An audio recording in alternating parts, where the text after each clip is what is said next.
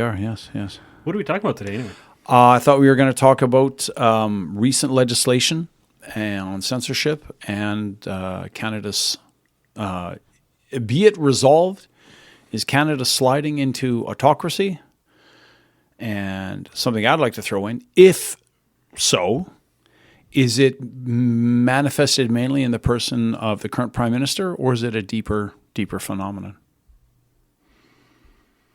So, is it politicians with a deep state? Yeah, like if we had to change a government, would that solve the problem, or would it persist? Yeah, that's a good question. So that's something I would love to get your guys' take on. Well, I mean, I've seen a few articles this week. There's been a lot actually of talk about. I don't even know the bill number. Bill C-36. That's the online. That's the latest one. Yeah, it started with C-11, and that's now law. That was an amendment to the Broadcasting Act, also known as the link tax. But specifically, is that it said that Facebook, social media, Instagram, if they were going to have a link to a media site, that's my parole officer. Mm-hmm. Yeah, sorry, for the listeners, there's a noise at the door. It's just my girlfriend coming in. So let's say you linked to a Globe and Mail article, and you post it on Facebook. Facebook would then have to pay a fee towards the Globe and Mail. Right. And so that's what inspired Meta and Google, the other major social media companies, to say, okay, we're not going to allow any links to news. So it was an attempt to basically, again, funnel more money in towards the legacy media. But more importantly than that, it said that it established requirements for Canadian content. So then the CRTC and other regulatory bodies can therefore tell internet service providers they must alter their algorithms to promote certain content that is approved by the government, and therefore not promote, or it would come at the necessary expense of unapproved content. So this was the real concern, in that, are you going to, if we have certain, say, media sources that we think are friendly towards us, we can require internet service providers to push those and bury sources that are critical of us. So you're not banning them. You're not saying that they can't publish. You're just making it impossible for them to connect with their audience.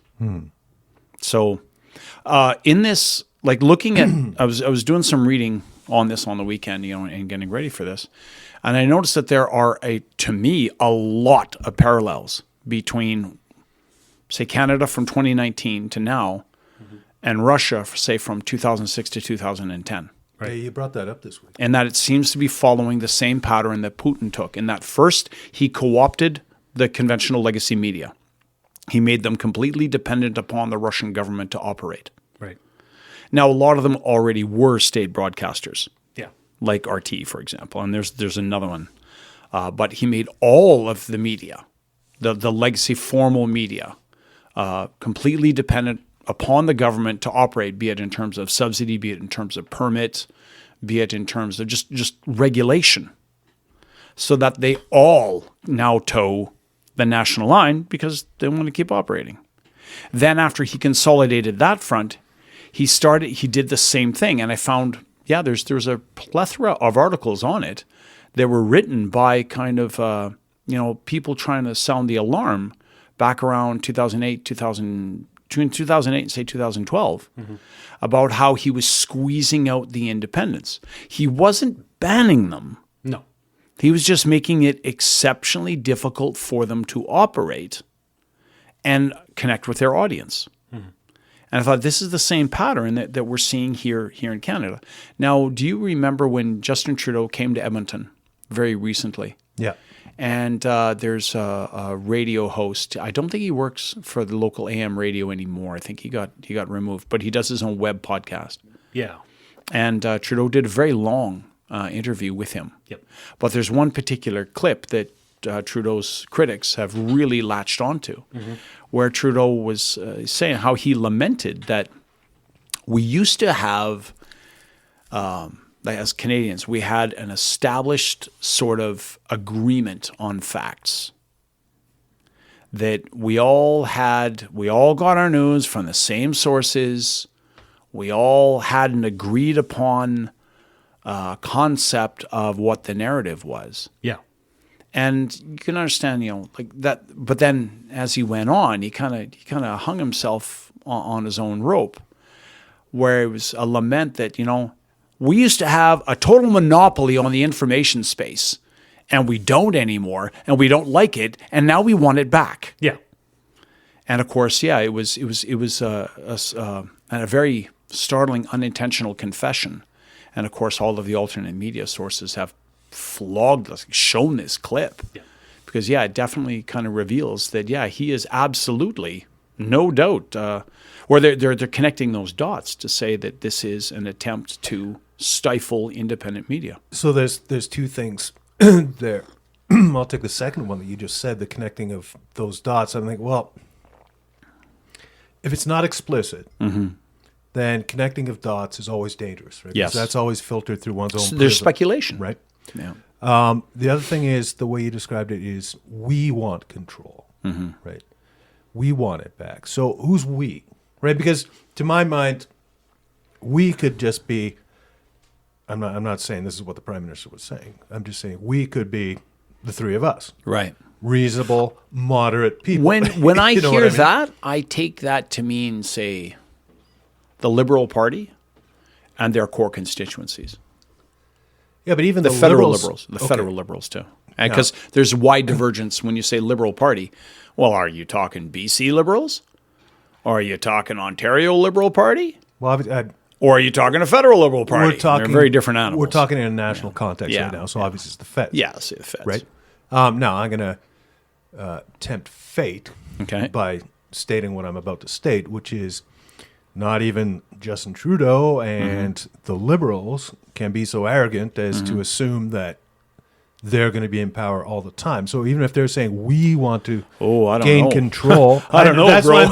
That's why I admitted Yeah. I'm opening a can Yeah. of worms, because you might not agree with that statement. If the polls are all the same, to be taken seriously right now, it's looking like, depending on where you're reading it, we're headed to a conservative supermajority we've never seen before. Yeah. Record level, right? Yeah, it would be on par with. It would be on par with who I think defeated Mulroney? Was it Chrétien? No, it was Turner, wasn't it? No, I don't think Turner ever beat Mulroney. Oh no, it was Chrétien. You're right. I think Yeah, was but it Chrétien. wouldn't have. Sorry, he wouldn't have beat Mulroney. He beat Kim Campbell because Mulroney retired. Right. Yeah. Yeah, Well, okay. okay. Sure. He beat Mulroney, technically, literally, yes, you're right. and Mulroney beat Kim Campbell. But Campbell was carrying the water. Sure. She took the fall from Yeah. Mulroney when the federal Conservative caucus was down to 2 seats. Yeah, she was. Yeah. She was the one who led it. She there, took the fall. in theory Yeah. because Mulroney retired. Right before the election. Well, A few Right, like months. 9 It was months. less than a 9 year. months. months. Few months. I think she had like 9 months. She it's was basically prime enough minister. time for her to win the convention Yeah. and then go to the polls. Yeah. And I think what they were hoping for was that it would build kind of buzz and excitement, and they say, well, new sheriff in town, but they completely underestimated the anger. I always And- heard it and the other way around. It was a very rage. cynical move. They wanted a woman in there so that, Oh yeah, knowing that they were going to lose, everyone would point to it and say, "Well, this is what happens when you get a woman leader." I've got no doubt in my mind that was a factor. I mean, I think until that point, I would say the Mulroney Conservatives were the most corrupt administration we had in Canada. Like up to that point, there's been subsequent administrations which were like the Chrétien administration was more corrupt, and then the second, like Justin Trudeau's administration, has proven even more corrupt than that. More corrupt But- than Mulroney, you think? Oh yes, yeah, and believe you me, that's Probably in number of that's not incidents, something I yeah. say idly, It's a pretty high bar. because again, yeah, that's a high bar. I am no apologist for Mulroney, and I think he was an absolutely detestable prime minister. He was vile, he was dishonest, he was cynical, and he was thoroughly corrupt. So yeah, to say that somebody was more corrupt than the Mulroney Conservatives, that's strong language, and I say it with that full knowledge. Oh, and Purple Girl, my lovely girlfriend, has just arrived with some fantastic croissants, which she's piled in front of me, the guy who really shouldn't be eating them because I'm a fat pogue. You're fat. Moving down, get over there. You have all of your parts. You have not had bladder, gall, Mark 1 permanently removed from your scale of issue. Thanks. So, Yeah, we should note that our delay in releasing episodes is because Patty almost died last week. So. yeah, almost died. Yeah, emergency surgery. It is unnerving when our medical system, when it moves quickly, even though no one says, "Well, we figure you're going to die, son." Just the fact that I went from tests on Tuesday to surgery 36 hours later, that's frightening. What I'm used to is, well, come back in 4 months. Yeah. We'll have an appointment for you. You can see a specialist in 4 months or something like that. We're booking now for like late September or something like this. You don't worry because you think, well, okay, that's par for the course. But when they say like we're doing this right now, when we're bumping other people to get you in, Yeah. that's unnerving. But anyway, that aside, as everyone is mowing down on delicious croissants provided by our gracious and beautiful hostess. Hopefully she hears that, and I'll get some candies for that later on. Now's your chance. Yeah, to say that Mulroney was a corrupt, deeply corrupt administration is, I'm not throwing that around idly. I think they were crooked to the bone. Dog's hind leg crooked. I found that interesting, again, on at least two levels, because first of all, we just eulogized the guy yesterday. Yep. And it has been a bit of I think that's been an interesting trip for me, to go back that far in time in my life. Into the 80s. And remember all this. It's like realizing, because I've been caught up in nostalgia. Mm-hmm. Certainly I compare the politics now, and we've talked about it, how at least it was a gentleman's game back then, right? There was a decorum to politics back in the Mulroney era, the Trudeau the Elder I would say it area. was the end of that. Yeah, his was the last administration of that era. I think we started to see it, and I'm going to name two conservatives, not to say that they're to blame necessarily, but just the timing. It was Klein and Harper. That's around the time things start falling apart, and maybe Harper it was comes much later than Klein, doesn't he? Though. Your client turns up earlier, yeah. Yeah, because Harper doesn't show up until around 2008, 2000. Well, my next statement was Let me going to look be, at that. It's kind of But yeah, Klein was very much in the 90s. I'm sure that Harper probably at some point consulted for the Klein administration. well, and they were all stepping might have, stones 'Cause he was to at the where we Fraser are Institute now. before. Yeah, yeah, he We might have. start to see these things. We saw Obama's use of social media in 2008. We saw Trump's use of it in 2016. It's just kind of hell in a handbasket. Well, actually, we saw Trudeau the Younger's use of it in 2015. Use of what? I'm sorry? Social media. Oh. Right, and I think, and that's when all the polarization that I'm seeing has all occurred basically in the last 10, 12 years, I think. I think the first candidate that I'm aware of in the Anglosphere who made extensive use of social media was Barack Obama. About 2008, and I don't think he did so negatively. Just that he used it to what I think his innovation is that he used it to reach out to new voters in the 18 to 25 age bracket, who had traditionally been written off because they were traditionally apathetic and almost never voted. So political organizations generally ignored them, and Obama's team found really fertile ground there. If you just reach out to them in a media that they access, which was social media. It was brilliant, actually, and I don't mean that in a cynical way. No, I think you're right. But the other thing that was going on is he's a brilliant orator. He was. He was. So As when long as they- he was on the prompter. I always want to make this case. Yeah. Yes, that's right. When you got Yeah. Obama off the prompter, it went. Yeah, it went he pretty couldn't bad. ad Did lib. it? Yeah, he needed the teleprompter, but his voice was but he- so Excellent voice. Well, and the- such a rich baritone, and his cadence and his delivery. Oh, it's the fantastic. content of the message, and that's why when I always felt someone pointed out to me, they pointed me in the direction of the "Yes, we can" speech, and I watched that and I was stunned because we haven't had anyone that type of iconic speech. Now you have to go back to RFK, MLK, Yeah, yeah. JFK, right? Yep. You have to go back. To like a landmark speech. At the time, you had to go back 40 years. Yeah. The only, like, to say landmark speeches that, and it used to be a common thing, right? Often every administration was known for a landmark, like a real kind of speech that you could identify looking backwards, say, yeah, that really set the tone, or that really defined a key moment of this leader's time. I can think of Obama. Well, Reagan at the Berlin Wall, probably. Sure. Yeah, that's an example of it. And yeah. then the inverse of that is George Bush 41, H.W. Yeah. Bush. Yeah. His "Read My Lips, No New Taxes." Yeah, or 1,000 points. But those were more 1,000 sound points a bites, night, Yeah. not an entire address. Yeah. So aside from Obama's, now you're talking about the one he gave at the Democratic National.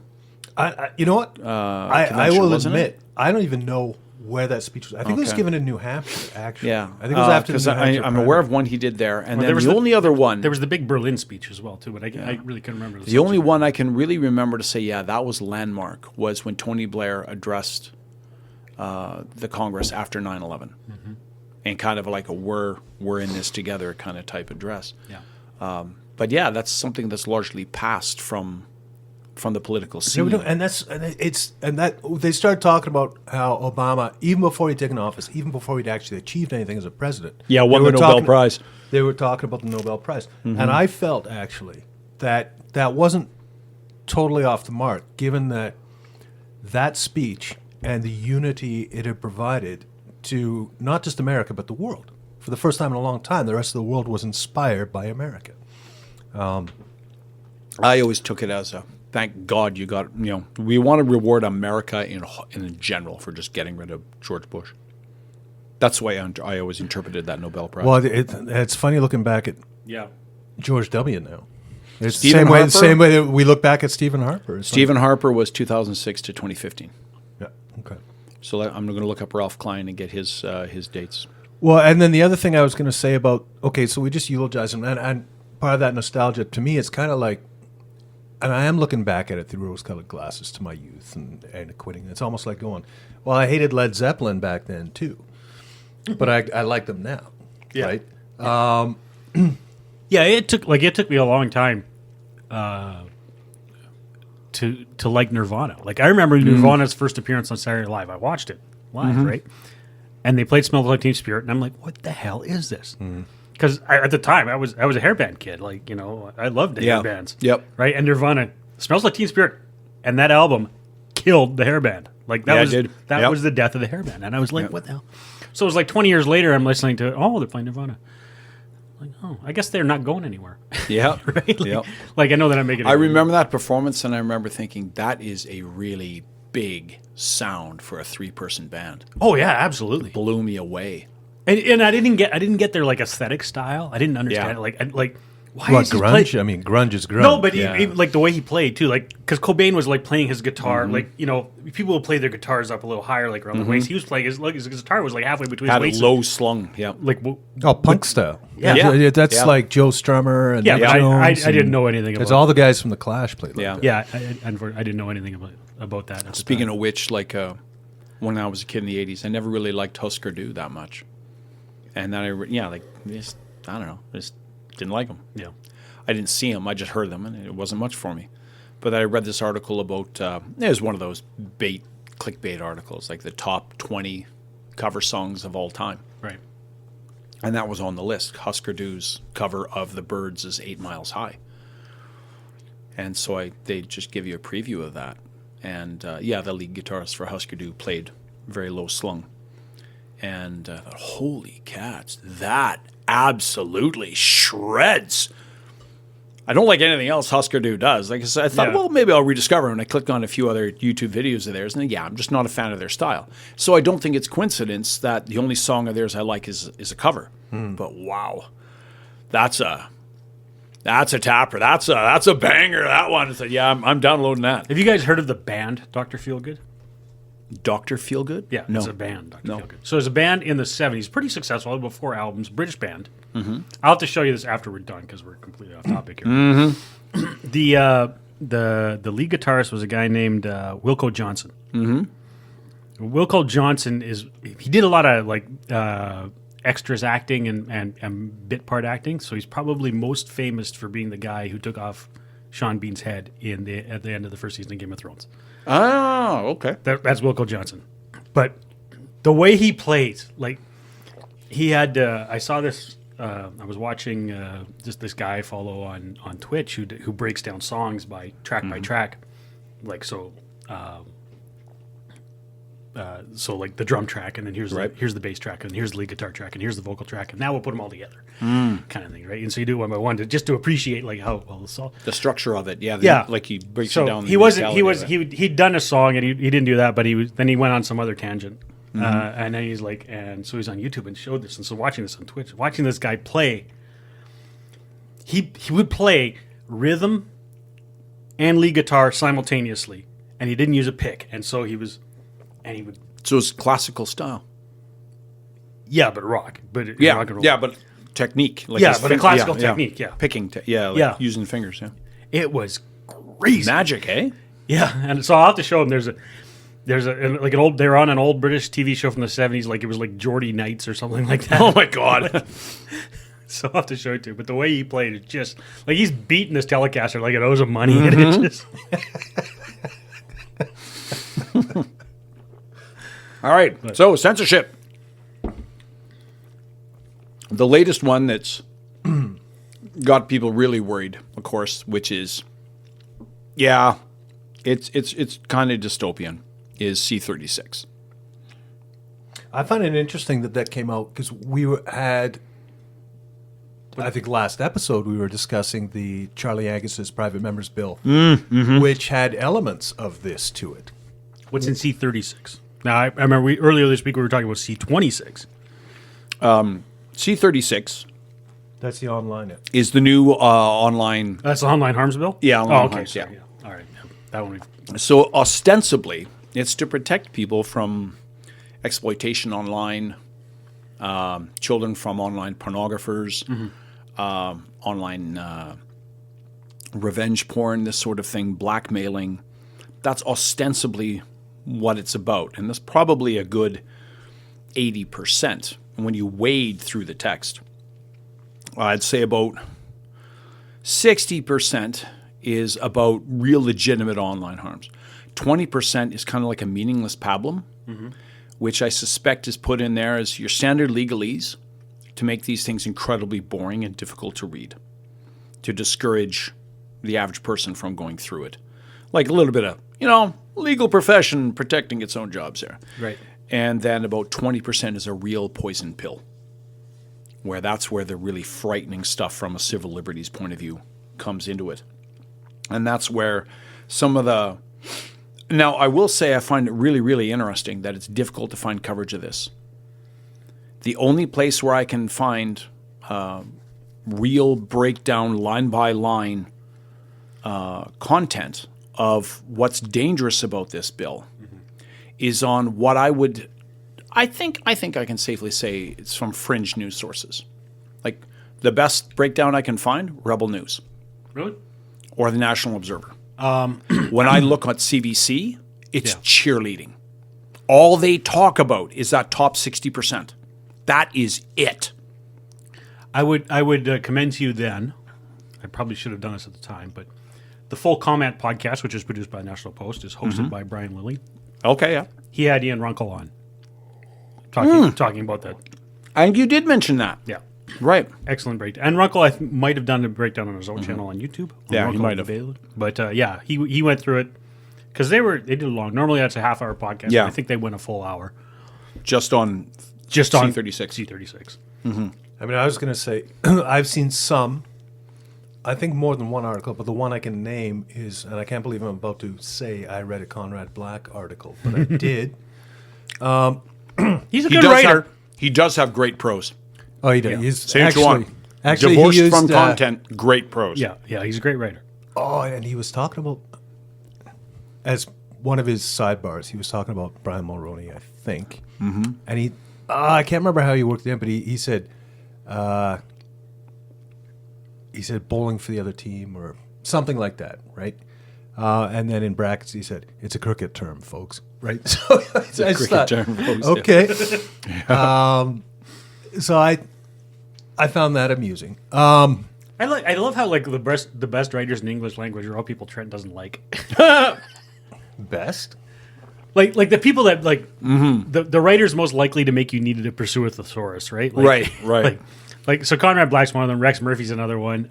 Yes. George Will in the States, right? Yeah, Like, he's always I don't know that I've ever said anything bad about George Cook. Will. yeah, I've Charles Cook. yeah, from National. He's Post. also pretty good. Yeah. I've expressed my net positive approval for Jordan Peterson, although I don't think of him as right wing. I don't think of him as a writer. Just as a reasonable person who happens to have some right wing views that Although people that said, point to, right? he is a writer. He's widely published. I mean, he's Yeah. had 2 very successful books. So I guess I should think of him as a writer. Well, on psychology and all sorts of. I would say, ironically, some of the best English language writing that I've mentioned this to you before, and you've found it amusing, is Daniele Bolelli. And I'm not you've said familiar you've with him. tried to listen to his History on Fire podcast. I can't. So Daniel Bellelli is a podcaster. He's a friend of Dan Carlin. Okay. And he has a podcast called History on Fire, but he has a very thick Italian accent. And so sometimes I have History on Fire. His content is good. It's well researched, and in fact, his podcasts are more interesting, I think, than hardcore history, if only because they're more frequent and not 7 hours. I have long. heard of it. Yeah. I have heard of people. But I praising it. sometimes find it. There's times like I can do it. I can go through like the Italian. A thick Italian accent is one of the hardest ones for me to like listen To understand? to understand and listen okay. to. Yeah, I guess it's probably a matter of the amount of cognitive load it takes to understand what's going on, right? Like, Well, absolutely. so like That's- a Scottish accent or an Irish accent is no big deal, or Right. even an English accent. But yeah, with and maybe it's a little bit of flashbacks to like my grade 10 physics teacher who also had a really bad really thick Italian accent, and I did very bad in that course. Right.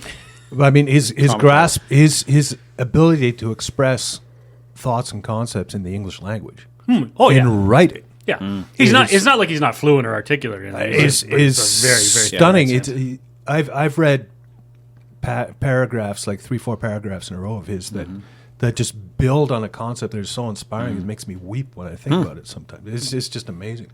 But at any rate, Returning to your original point about Conrad Black, I mean, the content of this one was serious enough that I'm like, okay, well, I'm going to give him a shot. I'm biased against was him. it about 36? C36? Or what was Ultimately, the that's topic? what it was about. But the headline was the dirty Canadian secrets he doesn't like to tell his American friends. Right? And, he opens by saying, okay, he's got a new book and he's not looking to make a ton of money off of it because he doesn't need to. But he's out there doing what the publisher Yep. needs to do interviews and Right. stuff like that. And anytime he steps out of Canadian media to plug his book, inevitably he finds, and particularly out of the U.S., but not exclusively so, the conversation ultimately goes to the concept of Bill 36. And they seem to know more than the average Canadian does in Conrad Black's eyes. And one of the other statements he makes is that Canada has now become a blueprint to the rest of the world of how not Right. to be, right? Both in Yeah. terms of economics, Yes.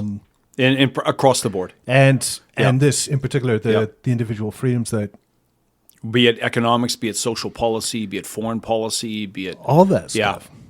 Actually, concurrently, another thing that interestingly came out this week is the latest happiness index, which Canada used to be fighting with Finland and Yeah. Denmark Yeah. for top billing Yeah. every year. We're down to like 15th now. We dropped from 13th. I'm like, whoa, when did we get down to the double? Jack Mintz just published an article in a Financial Post saying that Canada now, our average income now makes us we would be the poorest state in the continental United States. Yeah, Ontario is That we are now on par with Mississippi, I think, or something. Yeah. That we are beneath traditionally poor states per like capita West GDP, Virginia. Per capita GDP. Yeah. Yeah. Yeah. It's, Or So- average incomes. or, Let me yeah, see if I maybe can pull it up Ouch. while we're talking. Yeah. That we are on par with the poorest states of Appalachia. So the 20% that you're talking about that's over and above the to be expected, relatively not benign, but legitimate stuff. And then there's the 20% legalese fluff. But it's the 20% you're talking about is where they start getting into, well, the real dystopian stuff. like the, stuff. the thought crime, the proactive Yes. thought crime Yes. prosecution. Yeah, like Yes. the peace bonds. The peace bonds for potential thought crime is pretty scary. Like Yeah, it is. when you think of like, okay, well, because if you're in a peace bond, you have to wear an ankle monitor at Yeah. your own expense. Like if I can convince a judge, and it's not a judge in a real court of law, they're talking about bringing back the human rights tribunals, which have much looser standards of evidentiary presentation. So if I can convince us, like they're Human they're- Rights Tribunal? Yeah. This sounds like this is. Yep. This sounds almost Orwellian. It does. It absolutely does. If I can, they establish like a digital safety commission, which then has the powers of the old human rights tribunals, which were scrapped because of their obvious abuses of power. We bring that mechanism back with the same kind of powers, and then I can make an anonymous complaint against someone. The old concept within the common law of you being allowed to face your accuser is gone. I can make an anonymous complaint. And so then say I'm attacking Steve. He never knows who's coming after him or on what basis. And then if I can convince a judge on this tribunal that there is a possibility, a realistic possibility that he might commit a hate crime or a hate or induce hate speech, then I can get him banned from the internet. I can remove his access to an internet service provider. But that's under a separate bill.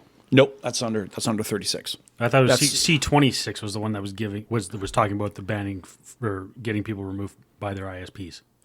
It could be. That could also be. I've in heard there. it in But it can context be of it can be 36. done, and that includes wearing the ankle bracelet trackers, so we can keep track of your person. You're subject to a curfew, banned from communicating with any person or going to any particular place. And Any particular place? yeah, and even weirdly enough, you can be banned from drinking alcohol. Yeah, they can make certain places where you are not allowed to physically go. Because, and certainly because you're a, include a firearms prohibition as well, even though Sure, I mean they can do any of that stuff. because well, for example, because you're a potential hate crime threat. yeah, because they think Potential. You don't even have to do this. Again, this is pre-crime. The pre-crime. This is the allegations or the comparisons to the film The Minority Report. Mm-hmm. So, I think who wrote that? Dick Thomas. Dick. I don't know. Could be. I don't know. I just know his last name. Obviously, it's easy to remember. So, it's when you are one. it's very and you can get the complainant gets funded. Gets their costs funded. So it's a zero risk option for the complainant. Of course. And that way you can use the process as the punishment for whoever your anonymous target is. So there's the scope for abuse is terrifying. Well, when you structure it like that, I mean, you look at it and you're like, well, it's intended to be abused. Yes. I mean, and it's always. Yeah. I mean, yeah. you see that in every revolutionary and counter-revolutionary and counter-revolutionary cycle, right? It's always been that way. Like people turning on their neighbors, using it to, Well, the problem is how do you define hate? It's kind of like, okay, let's go back into the context of the United States in 2018. Define fascist. Practical terms, fascist is anything that I don't like. If I don't like your views, oh, you're a fascist. I mean, they just threw around that word willy-nilly. Mm-hmm. Well, it's the same thing with hate. Hate can be broadly interpreted to be anything that I consider that I don't like. Then it's a very slippery slope to say what we're hearing in some of these pro-Hamas peace protests, or not, they're not peace protests, in some of these pro-Hamas rallies, where they're calling, from the river to the sea. Okay, that's hate, sure. But then that can be loosely interpreted to some guy carrying pro-poilievre, like say a ball cap, saying like a red ball cap, which is a deliberate play on the MAGA stuff where it says, make Trudeau a drama teacher again. Well, that's hate. It's a very, very open-ended definition, which is wide open. And as Steve points out, maybe intended to be wide open to abuse. So it's just a way to silence political dissent. We could say, well, the next Freedom Convoy, that's hate. Well, another interestingly silencing dissent. I mean, another observation that was made this week is because of the middle of the road stance that the government is having to take on Israel, trying to sit on the fence on Israel. Who has the momentum right now? Well, it's the pro-Palestinian, pro-Gaza, pro-Hamas movement. And so they're starting to call out the Trudeau government for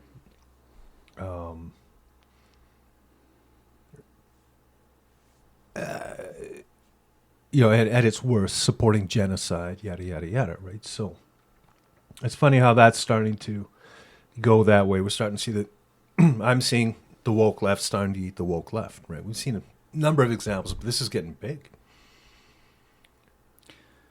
Well, yeah, that's like the 1789 Robespierre phase, of the revolution, right? Where purifying the movement, kind of.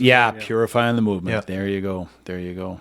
Or similar to what the Bolsheviks did to all the erstwhile Yep. allies. The purge. The Mensheviks. Yep. Cleaning out anyone who might possibly challenge us for mastery and supremacy. So. It seems like a correction is in order. Yep. The Online Harms Act is actually Bill C-63, not 36. Oh, okay. Let me just see on that. I pulled up Conrad Black's column that Trev was talking about. Because I've seen it called both, right? So there seems to be some confusion under that. Before I corrected you, I probably should have Googled myself. Right. So yeah, and there's a lot of sixes in there. There's 26, 63. There's according a lot in to there. parle.ca, it's C63. Right. Okay. But either way, it's very, very, very frightening. I'm not as familiar with 26. Could you give me a rundown on that one? C26. C26 was a bill. I'll have to pull up. It was basically it deals with online content. The dystopian aspect of it was that it would allow ministers or deputy ministers or other appointed authorities within the federal government to go to an internet service provider, point to someone or some group and say, you have to terminate their internet access and service. And they could also compel the ISP to not inform those people of why they were cut off. So and that's a very small portion of the bill. I will. Again, it's one of those things where there's this dystopian bit buried in. Right. I'm looking at something right here from citizenlab.ca. And yeah, it mentions some of the problems of excessive secrecy and confidentiality provisions imposed on telecommunications providers threaten to establish a class of secret law and secret regulations. Yeah. Yeah, so the title, An Act Respecting Cybersecurity, amending the Telecommunications Act and making consequential amendments to other acts. Yeah, and vague drafting language means the full contours of the legislation cannot be assessed. Yeah. There's no recognition of privacy or other charter-protected rights as a counterbalance to proposed security requirements, nor are there appropriate accountability or transparency requirements imposed on the government. Yeah. I think I emailed you guys the link from the...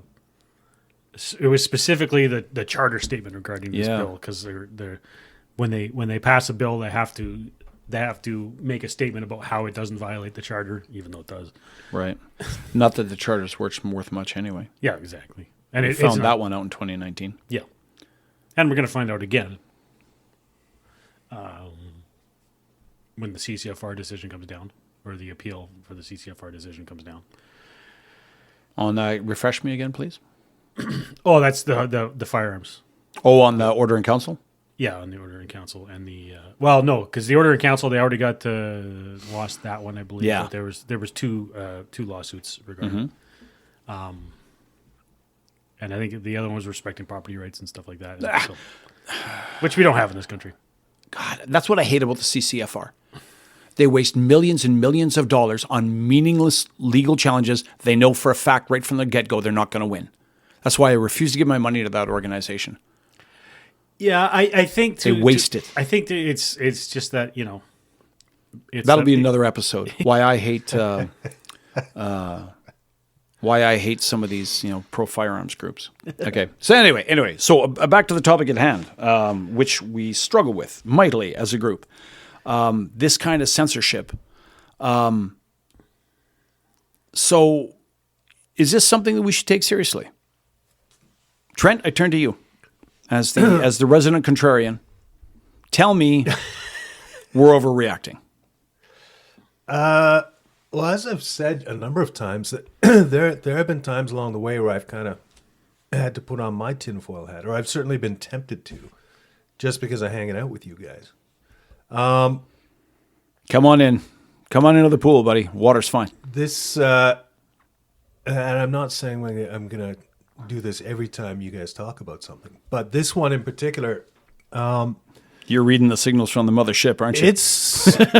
It's raised my eyebrows, and it did start with that private member's bill of Charlie Angus's a month ago. Now, okay, why that? Why that? I'm just curious. Like, not criticism, but because, a private member's bill almost never passes. Or do you think it's kind of like a bellwether? Well, I think there's a whole bunch of things kind of dovetailing together for me on that. I mean, as a nominal leftist, when Charlie Angus first got elected, and we're talking, I think, back in the 80s. He's a veteran parliamentarian. He was like one of the first and only few, however large the number was, MPs of the New Democrats federally. He's a legend. Right? Within the New Democrats, yeah. And, I mean, I'm not trying to open this can of worms again because we've beat our heads over this a lot, but I've always seen the left as fighting for individual rights and freedoms. And you guys see the right as doing that. And so... Although, to be fair... In the 1960s and 70s, 100% the left was championed individual rights and freedoms. Okay, cool. 100% they did, yeah. I mean, you look at the great struggles, or not the great struggles, the great causes they allied themselves to were all linked to individual rights, the ability of individual expression or individual autonomy. Yeah, and I think, especially bringing up the 60s, that a lot of that will have come into... some of the hypocrisy that came with, civil rights, and so gay rights, black rights. There's Just the civil rights movement. Women's rights, Yep. all exactly. of those things. Those were all, the left very quickly allied themselves to those movements.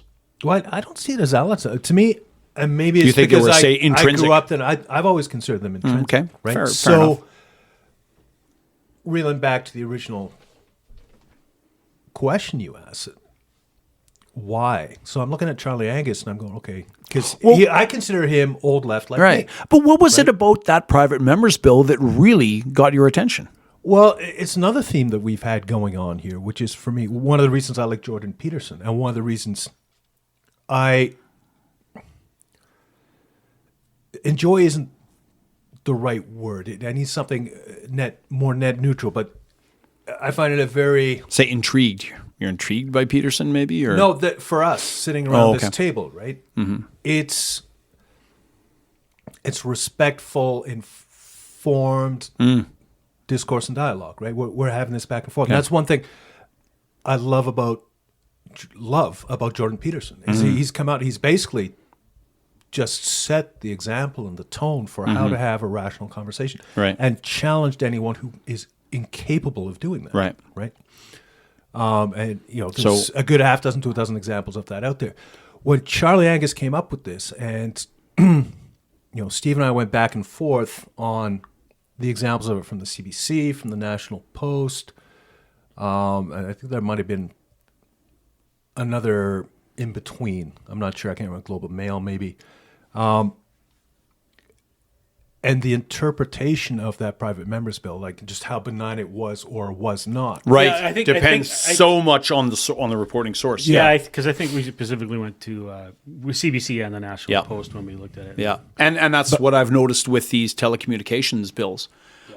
You look at an article from Global, you look at an article from CBC, and you say, well, Seems pretty benign. there's nothing wrong with this. This yeah. is all pretty common sense stuff. Yeah, cybersecurity and this Yeah, stuff. you're whatever. protecting the vulnerable against exploitation online, and then you're not getting That last know, 20%. Yeah, you're not getting that last 20%, which again kind of fits the whole tone. Like, no wonder they're trying to establish, the conspiratorial side of me, I put on my tinfoil hat. Mm-hmm. No wonder they're trying to reestablish the information monopoly that was once held by that legacy media. Yeah. So, and again, for me, it's a whole bunch of building blocks coming together. But one of the things about that private members bill was the implication that one had to be very, very careful in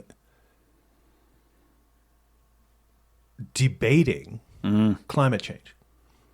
Right? Yeah, yeah. If you Yeah. weren't towing the accepted line, Yeah, you were at risk of prosecution. yeah. Well, it wasn't debating. It was like challenging the... Yeah, any even if you challenge- just any challenge to the narrative, Well, and and but you to could me, be that- be prosecuted. that comes back to one of my main points is, first of all, being able to have rational, reasonable discourse is critical, especially in these volatile times. That's what we're missing, right?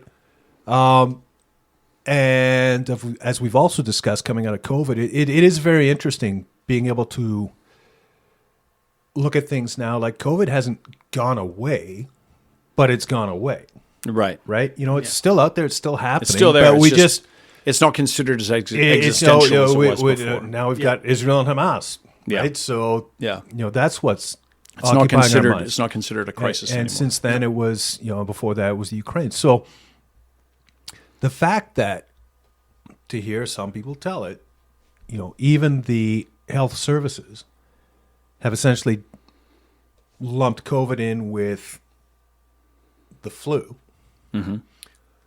in terms of severity and, Yep. and impact. It goes back to a discussion we've had the last couple of times, which is, I've admitted as much that, it's quite possible that we overreacted, right? That the government overreacted. Now the debate amongst us is still, okay, whether it was done in good faith or not, Right. right? But that allows for a certain amount of context. I extrapolate that and I put it onto the climate debate, right?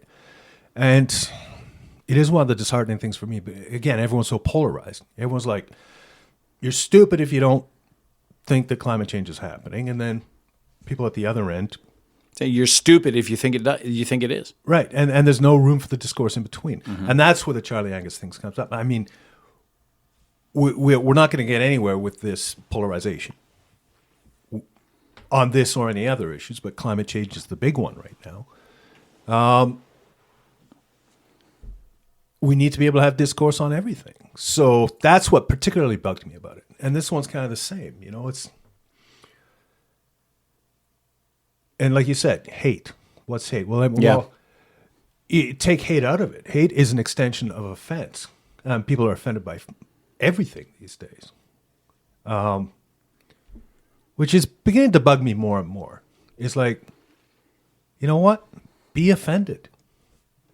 I don't care. I don't have to care if you're offended by something. I don't have to care if you're offended by something I've said or done.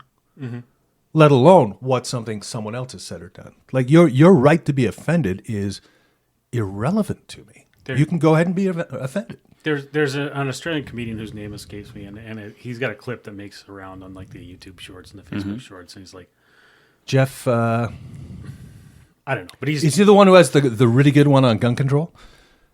No, I don't think so. I've only this guy. I've only heard of this bit from him, so I've never seen any of his specials. But he's like, well, we don't want people to be offended. And he's like, why not? They can be offended. It's not like anything happens. It's not like, oh, I was offended, and then I woke up the next morning with leprosy. Right? Like, be offended.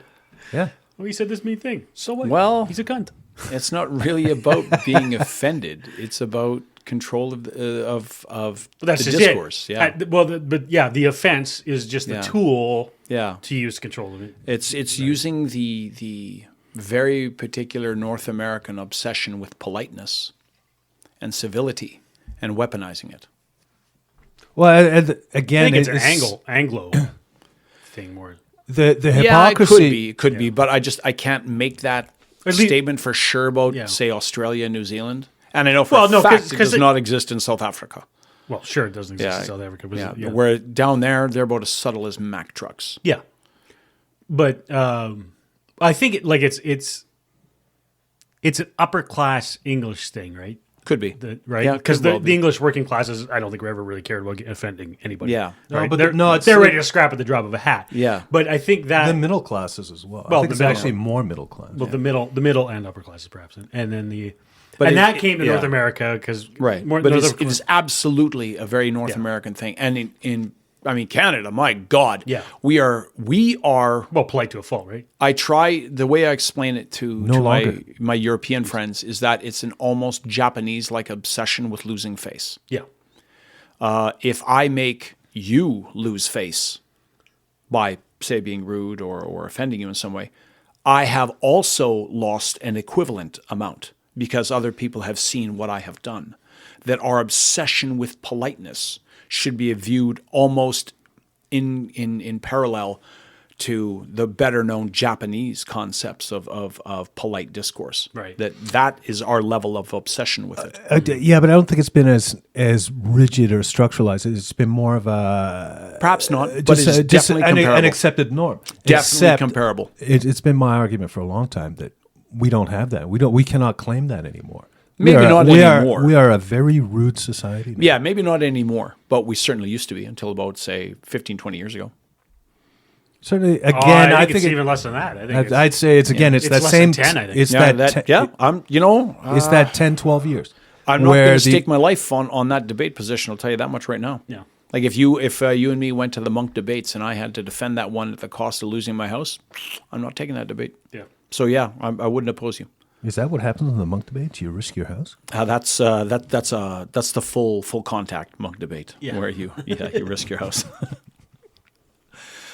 So with this censorship, so are we headed down kind of an authoritarian path? Can we interpret this? Well, it seems like it. Can we say there's some intent here? Well, one of the questions or is it coincidence? One of the things you raised was whether or not that becomes part of the deep state.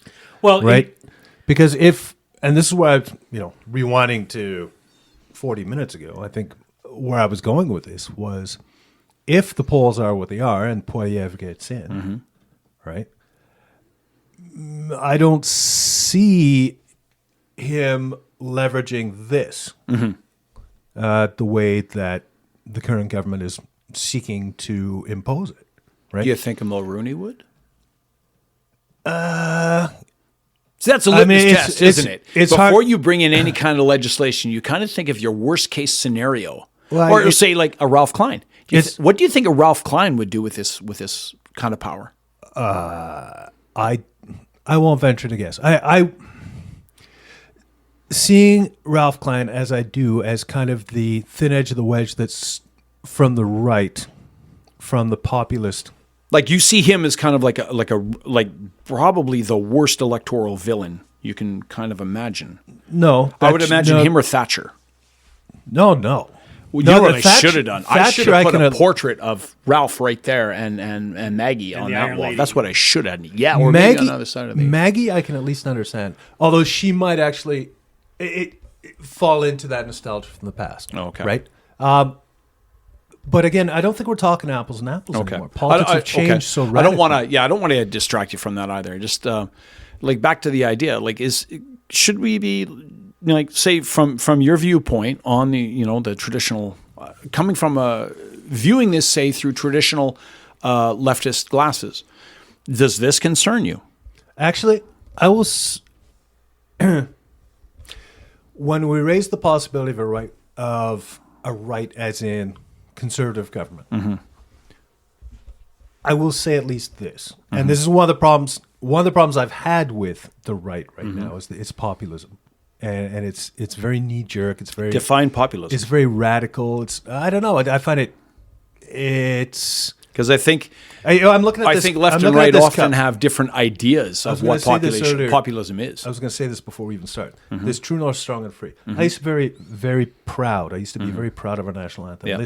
These 1, 2, 3, 4, 5 words Yep. would have been a source of pride for me at one point. Just for folks listening, Trent's Coffee is in a coffee mug which says True North, Strong and Free on it. So, what's changed again in the last 4, 8, 12 years is all these truenorth.ca and Alberta Proud and the BC phrase Proud True and North, Ontario Strong Proud, and Free has been co-opted right? by the Now it's- alt-right. And the alt-right I see neo as right, ultra right, the internet right, The alt-right I see as uber right. predominantly white. Oh, they're horrible people. I'm not saying whites are horrible people. I am. I'm just saying that It's a monoculture, and that is concerning. it's neo-racist, right? It's this focus on whiteness Okay. and this self-perceived threat that whites on the alt-right have. This is my interpretation of things. This is my view of things. All that being said, that's the distaste I had with the Freedom Convoy, and I've had with a lot of things. I will say this, that under You didn't feel the. Sorry. under the current I'll volatile just distract you.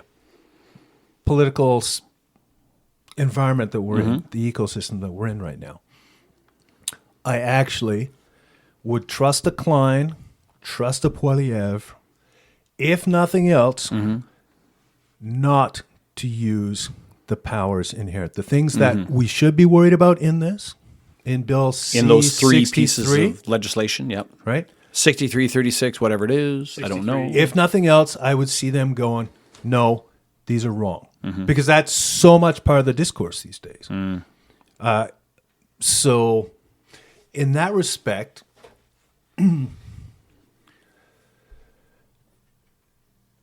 inherently, they aren't necessarily bad depending on how government flows from here on in. Right? But ironically, I can only be comfortable with that if the right wins. And maybe going back on some things I've said in the recent past, maybe that's what we need right now. I think it would be, if the Conservatives come to power in this country in the next election, it's going to be ugly politically. But maybe that's what this country needs right now, because we can't have 4 more years of the type of liberal government that we've been having. We just can't have it. I would concur with that.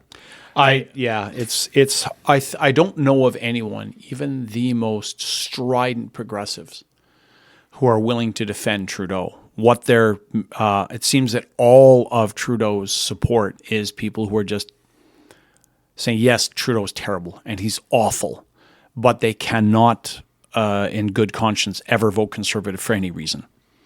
And they just basically see a Conservative government as the absolute worst case scenario, whereas Trudeau is just a very bad scenario. And funnily enough, I think I'm gonna take a page out of your book and suggest that a lot of progressives see Trudeau and his government and his way of doing things as the means to their ends right now. You know, he's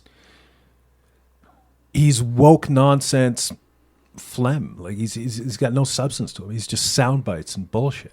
And that is allowing for, again, the ecosystem in which progressives can push their own agenda. So I think that's the reason they would continue voting for him. Holy shit, I can't believe I'm saying all this shit. Well, it's definitely, like, I'm absolutely concerned, and I do think it is intended for those aims. I think that the Liberal Party, for sure, or at least the senior leadership within the Liberal Party, does see the proliferation of online media as an absolute threat to their electoral success. That they feel that by entrenching the legacy media and reestablishing their information monopoly, they have a much better chance of cementing their hold on power. And I think they're right. I think they're correct. Independent media is an absolute threat to their hegemony. And I do think they intend to use this legislation for that purpose. Let me ask you this. Will this go away if Poilievre is elected? And I say that with a big capital I, capital F, because I by no means think this is in the bag. There's a lot that can happen between now and then. And since we've already had 2 elections fixed, who's to say, or at least there's allegations, serious allegations that our last 2 elections were fixed. I have no guarantee that the next one won't have some at least complications. So I'm not prepared to say, I'm not going to write off Trudeau at all. But do you think this trend towards authoritarianism will end with Justin Trudeau's political career? Or is this something we got to worry about in the long term?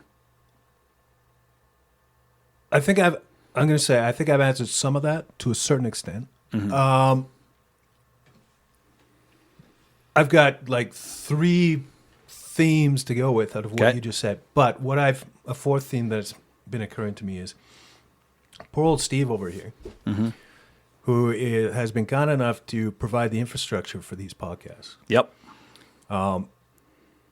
And you and I run roughshod over him every time. He keeps trying to interject, and then every once in a while we'll throw him a bone and give him 30 seconds. But as the resident absolute libertarian in the room, we should give him a chance to express his views on Bill 63. Or just a package of them. 63, 26, and 11. Well, here's my thing. This didn't start with the Liberals, I don't think. This is where my Alcan chapeau comes out. Okay. The piece of legislation that really caught my eye and it really got me worked up was... I think the last signature piece of the Harper administration, which was Bill C-51. Was this the Canadian Values thing? No, it was kind of like the Canadian Patriot Act kind of thing. Okay, yeah. I think it was like the last big piece of legislation the Harper government passed before they lost to Justin. In 2015, 2016, yeah. Yeah. And it was calling it the description of Canadian Patriot Act. Right. Was pretty apt. It had some pretty significant increases in in power to the criminal justice system and to policing and stuff like that. And it was and There to the was something intelligence about a service. snitch line, wasn't there? Yeah, and it granted a lot of new powers, I think, to CSIS as well. I mean, this was Yeah. almost 10 years ago now. Yeah. But I remember, like, it caused me to not vote conservative in that election. I voted against them. Right. You could say throw away my vote because I voted for the Libertarian Protest. Yeah. Protest vote. Party. Yeah. But it started, and the thing you have to remember is these bills are authored by bureaucrats within, public safety, within Yep. justice. Within the, Right. the public sector. Yeah. So I see these things and I go like, how do you people think that this is right? Like, so I'm like, if I was prime minister for a day, what would I do? Well, I would get a whole lot of bill authors in here and say, "Oh, did you author this bill? And did you author this bill?" You're gone. Yeah. Clean out your desk. Yeah, but the union, I don't care about the union. Yeah. The union I'll find a way. Yeah. I'll the buy union them can out. come out after me for all the money. Yeah. I'll pay it. I don't care. Yeah, I'll pay it. You're going to Yeah. sit at home and you're not going to have a connection to the government. Yeah. Or whatever, Yeah, right? exactly. It's worth it to pay your salary to get rid of you. Yeah. Yeah. Exactly. Yeah. I'll pay you to sit at home. Yeah. Yeah. Yeah.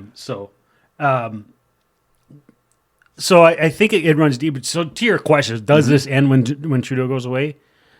I think it gets less bad in Trudeau goes. Like assuming a conservative victory, and assuming, like I have my concerns about Pierre Poilievre. I like what he says. My concern is about how much he believes it. The man is the definition of career politician. Yes. He's been in Will federal he politics since his actually do this, or will he change his tune as soon as he gets in the big chair? Yeah. So I have my skepticisms. Like I hope, my hope is that Yeah. he's sincere. Yeah. Now, is everything he's saying a libertarian's dream? No, not at all. But it's Encouraging, in yeah. contrast to what we're dealing with right now. It's a massive improvement. Right. But like I say, the man's been in federal politics since his 20s. He's never. It's been his career. Yep. Right, and I'm torn about that in ways like in one ways I just don't like it, but in the other sense of, well, that's what it takes to be a career politician these days, is to just choose to be a career politician, Right. and like They live in a different world. yeah, I don't like it that our system is that way and that it needs that way. And my other issue is kind of, we got here incrementally, and I don't know that we can get out of it without being incremental in undoing it too. Right. Like okay, so if a part of what we want to do, or what I wanted to do, and maybe we have to do it in another episode, is I wanted to literally catalog every bill that we could look at and find, some way that this could be abused in an authoritarian manner, and just start listing this bill, this which says this, and this bill which says this, and this bill To show the slippery slope. Yeah. To kind of catalog like how if we're the frogs in the pot of boiling water, how much has the temperature risen since, already. since given point, and that's kind of Yeah, and that becomes my question. How are we measuring the given point? exactly. That we're doing Well, this since, well, exactly. right? Where do you pick, Yeah. right? Like, so where did things start turning from the individual? Because talking about how like the left was the champion of individual liberties, and that in this country, I think you can say that right up to the the legalization of gay marriage, right? Like that was the last major, because before that was abortion in the 80s. I remember being raised in a Christian family and going to Christian school and going to church every Sunday. Really? We were on the other side of that debate. Oh, I know, I'm a heathen, I'm going to hell, but I am the most lapsed Christian you've ever seen. Right. But so we were on the other side of that debate, but that was like abortion. Even libertarians have the argument between whether or not It's an internal debate within the libertarian community. whether the rights of the fetus are to paramount Trump to the rights of the parent. Yeah. But that's an individual right thing, and then after that came gay rights and gay marriage, and after that, and so the left were champions of abortion, the left were champions of gay marriage, and I think that was gay marriage was kind of the end of the championing of individual rights in this country and everything. And then it switched to collective It has switched to collective stuff, and I agree with you. intersectionality. So that is probably, I guess, for lack of a better term, the high watermark of individual liberties in this country. And so on the left. And so that is the mark where you go from. Right. That's my argument for that anyway. Do you remember telling me about a survey done by Scott Rasmussen? Yes. The one about the beliefs of elites. Yes, them versus us. Yeah. They took a look at a study where they polled a group of people who all had at least one postgraduate degree, $150,000 a year plus annual income, lived in a high-density urban residence, and attended an Ivy League school. Here's some of the things they found out about them. Almost 75% of the survey audience believed that they are better off financially now than they were in 2020. Less than 20% of ordinary Americans feel that way. Survey audience was 3 times more likely than other Americans to say there is too much individual freedom in the United States. Half of the group, and almost 6 out of 10 of the Ivy Leaguers, said there was too much freedom. 72%, including 81% of the survey audience who graduated from the top universities, favor banning gasoline cars outright. And the majority would ban natural gas stoves, non-essential air travel, SUVs, and private air conditioning. The majority of the survey audience think that teachers' unions and school administrators should control the agenda at schools and education policy, whereas the majority of Americans as a whole think that parents should make those decisions. And roughly 75% of the survey audience are Biden supporters. So it's a massive, massive gulf between this group, which has a huge amount of influence. Yeah. And I don't think it's just money. I think it's more their networks and their professional access. And a huge amount of cultural Right. influence. These are the people who are the television programmers or the producers, the editors of magazines, the content creators. These are the people who craft the narrative. Yeah. And who have a huge amount, I'm not going to say financial influence, because our campaign finance laws have changed that, but a huge amount of personal influence within politics and within policy making. Well, I remember we've had this. I asked you guys this before. We were talking about, like, you know, how many alma maters are represented on the U.S. Supreme Court? Oh, something like 4. It's 3. Wow. And prior to Amy Coney Barrett ascending to the bench, it was 2. Wow. So it was Harvard and Yale. Yale and Harvard. Yeah. And then Columbia? What's the third one now? Stanford? Notre Dame. Amy Coney Barrett with the Notre Dame.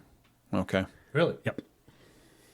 Yeah. I don't know. For some reason, I would have thought it would be Columbia. But okay. But you would think it would be the next most likely. But still, that's damning. Right? Such a monoculture. Yeah. Within, like, you have to go to one of 2 schools if you want to serve in the Supreme Court. Yeah, and and that's a massive gateway. Yeah. What a huge filtering mechanism. So I think that this problem is, I mean, yes, I would agree with what you said. Justin Trudeau has championed authoritarianism like no other prime minister we've had. And this was pretty obvious in the comments that he made, his infamous his admiration for China's basic dictatorship. In reading for this, I was looking at a criticism of the Liberal government that was written back in 2022 about how its foreign policy is biased in favor of dictatorships, in that how it refused to condemn China for its human rights abuses. It refused to add the Council of the Iranian Revolutionary Guard to its list of terrorist organizations, that it refused to condemn Iran, particularly in the wake of the civilian airliner that was shot down. How it was Ukrainian airliner too, wasn't it? Oh yeah, it was a Ukrainian airliner, but it was that's a different. That's a different. No, it was shot. It was shot down in Iran. Yeah, but it was. Yes. I thought it was a Ukrainian airliner. Could be. Well, I think you're right, because there was the one that was shot down in Ukraine. It was a Dutch. That was a Dutch one. No. The one that was shot down in Ukraine was a Dutch. Yeah, it was a Dutch airliner. It was Malaysian. Oh, I think you're right. Okay. Because they lost 2 airlines. Because there was MH370 that went down in the Indian Ocean, and then it was another Malaysian one that got shot down by the Russians over Ukraine. Right. At any rate, the other criticism of it was like they highlighted Trudeau's eulogy of Fidel Castro, how he was just He was very effusive. Oh, just the praise. Like one What of you'd the expect for a criticism- man who really loves his father. Oh my God. Oh yeah, yeah. You know, he was You had looking to say right it. at you. He was looking right at you when he said that. He I knew it was coming too. poked It the was like, bear. Blah, But, blah, blah, blah. Okay, like so they for talked the about record, how this is me doing the Yeah, yada yada yeah. yada with my fingers here. how that Castro was. You know, he mentioned how he's the longest serving president in Cuban history. It's not like they had a choice. Exactly, yeah. You could say he's the longest controlling dictator in Cuban history, not the longest serving president. Like, come on. Well, and as we record this, Vladimir Putin was reelected a couple days ago. Oh yeah, exactly. Yeah, nothing wrong with that one. Re-elected. Re-elected, yes, of Elected, course. yeah. So, but yeah, like we knew what we were getting with, or at least we should have known. Or no, let me rephrase again. I think we had no idea what we were getting. No, we didn't, because when he hit the ground, none of this was talked in about. 2015. Yeah, Right. I mean, he came up out of nowhere because it was supposed to be Mulcair and the New Democrats Yeah. were going to do the best that the New Yeah. Democrats had ever done, and then Trudeau the Younger rides his father's coattails Yep. right up the middle, comes out of nowhere. and is And just, it just- absolutely championed Well, by and the he's- legacy media. And he's saying all the right things, right? And then, him and Peter Mansbridge, I remember him saying he's got a cabinet that's 50% women. Well, why? Well, It's 'cause 2016. It's 2015 or whatever, right? And just how we had no idea just how much fluff. We should have seen it back. The first step, Yeah. the first sign of all this should have been when he absolutely failed to live up to his promise on Indigenous rights and renegotiating or reconciling Yeah. with the Indigenous populations of Canada. And then the next step in that is how that relationship has soured so fully in the meantime. I think everything that's wrong with Trudeau can be summed up in that. Do you that's a prime recall an example of it. incident very early on in his first term where they wanted to have a vote, but the New Democrats were stalling the vote? It was just they were just exploiting some procedure to make a point. They couldn't stop the legislation, but they were going to delay it. Where the MPs were being summoned back to their seats for the votes, and the New Democrats were intentionally ignoring it and standing, continuing to chat they had paused for a break, and so they were standing in the aisles. They weren't taking their seats. They were just kind of ignoring the bell. And in a fit of temper, Trudeau stormed through, grabbed one of the female MPs by her upper arm, and pulled her to the desk. That And it I was remember, yeah. Because to me, yeah. that was telling. He's King Joffrey. To draw the Game of Thrones interesting. Analogy, he loses his temper, and he is a spoiled child who cannot tolerate anyone disobeying him. Well, and how many of his liberal tropes, his woke tropes, did he violate just by doing that? Oh yeah, Right? several. And everything else that came with that, the blackface and just everything. The Raybould and Yeah. who was the other MP who resigned in protest over the way Raybould was dealt with? I can't remember. There was a long time, Yeah. MP. Yeah. Yeah, all of Another that. cabinet Yeah. member, I think, too. Yes. So yeah, you could say that those were simple. They were just exploitive talking points that Trudeau's obsession or Trudeau's goal has always been power for its own sake. And this is something I think we see a lot now. And when you look at the interviews he does, when people ask him, say, look, you're getting killed in the polls.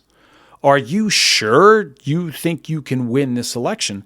And he is utterly convinced that he has some sort of destiny to rule, to occupy the PMO.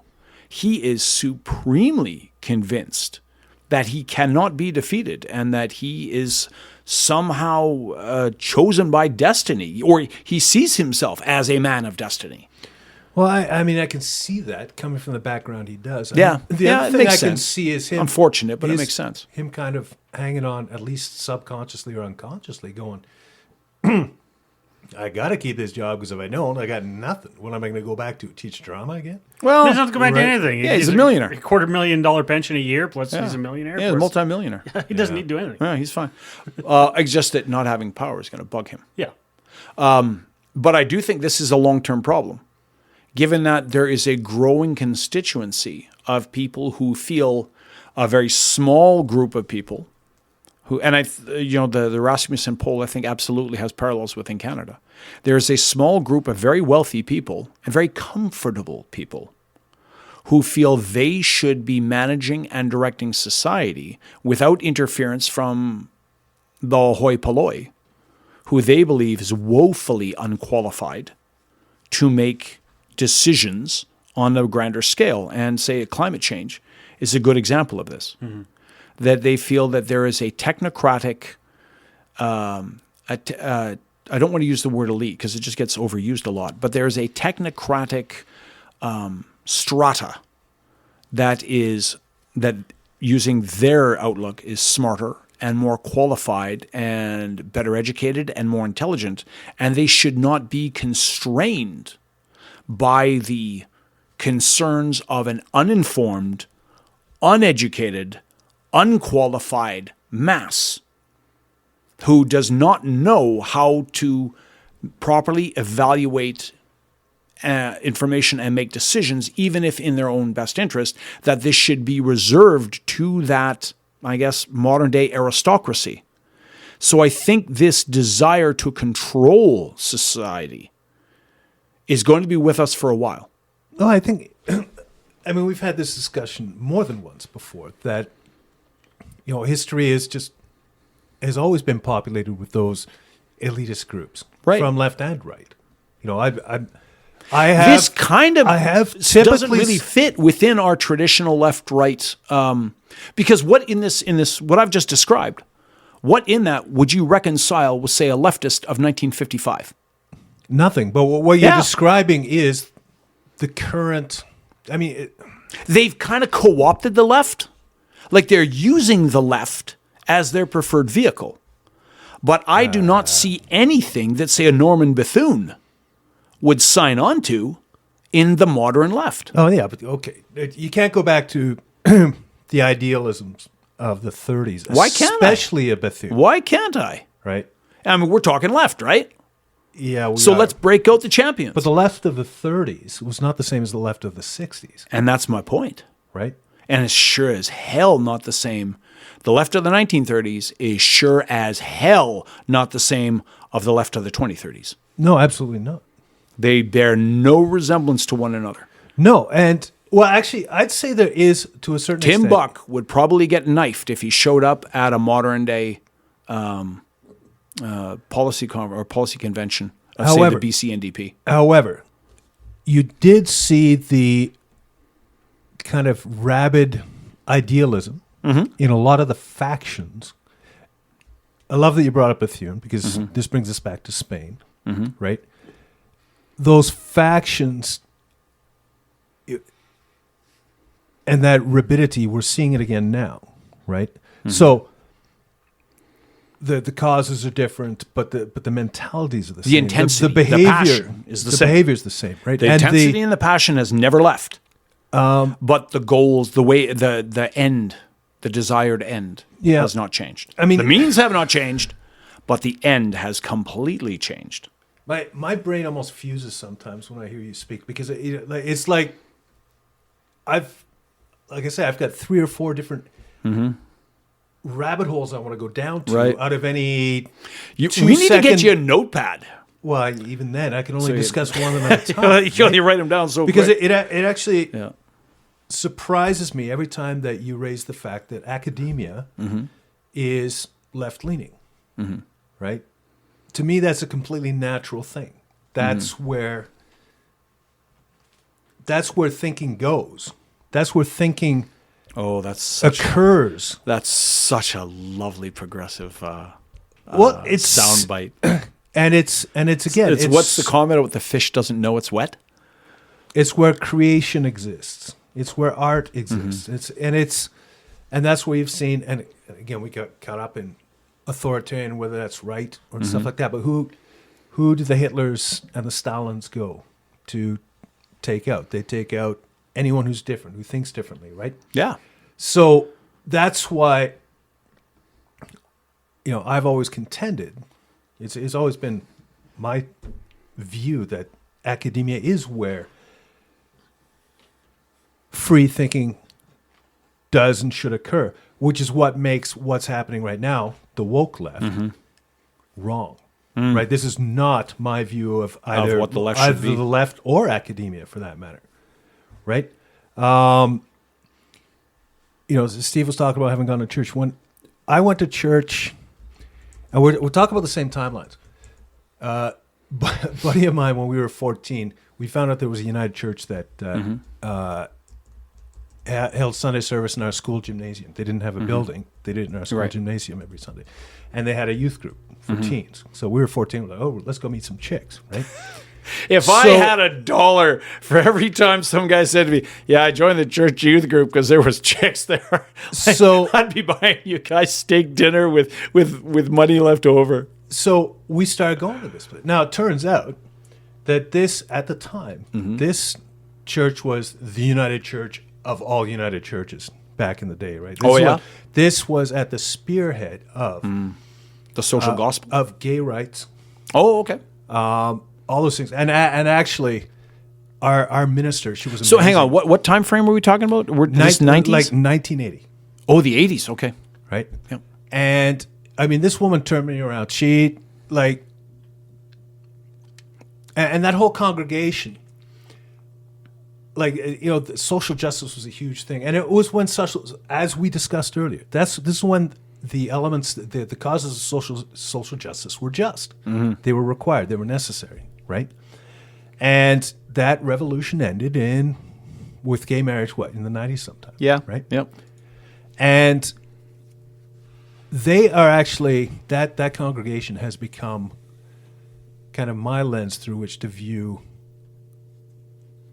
the transition to woke, right? Because they started adopting attitudes that I felt were just anathema to the contextual thinking that congregation had previously been capable of, right? All of a sudden now they couldn't do it, right? They became inclusive to the point of exclusivity. It's like if you try to debate us on any of this stuff, you're not welcome here. Everyone's welcome, except as long as you toe the line. And I'm like, really? This is this congregation talking? The ministers changed, but the congregation were all people who I'd grown up with, and I had learned fundamental, basic human respect for dignity from. And all of a sudden, I started to see all these signs, and that's been my bellwether for how things have gone, right? I saw this happening like 20 years ago, and I'm not surprised we've ended up where we are.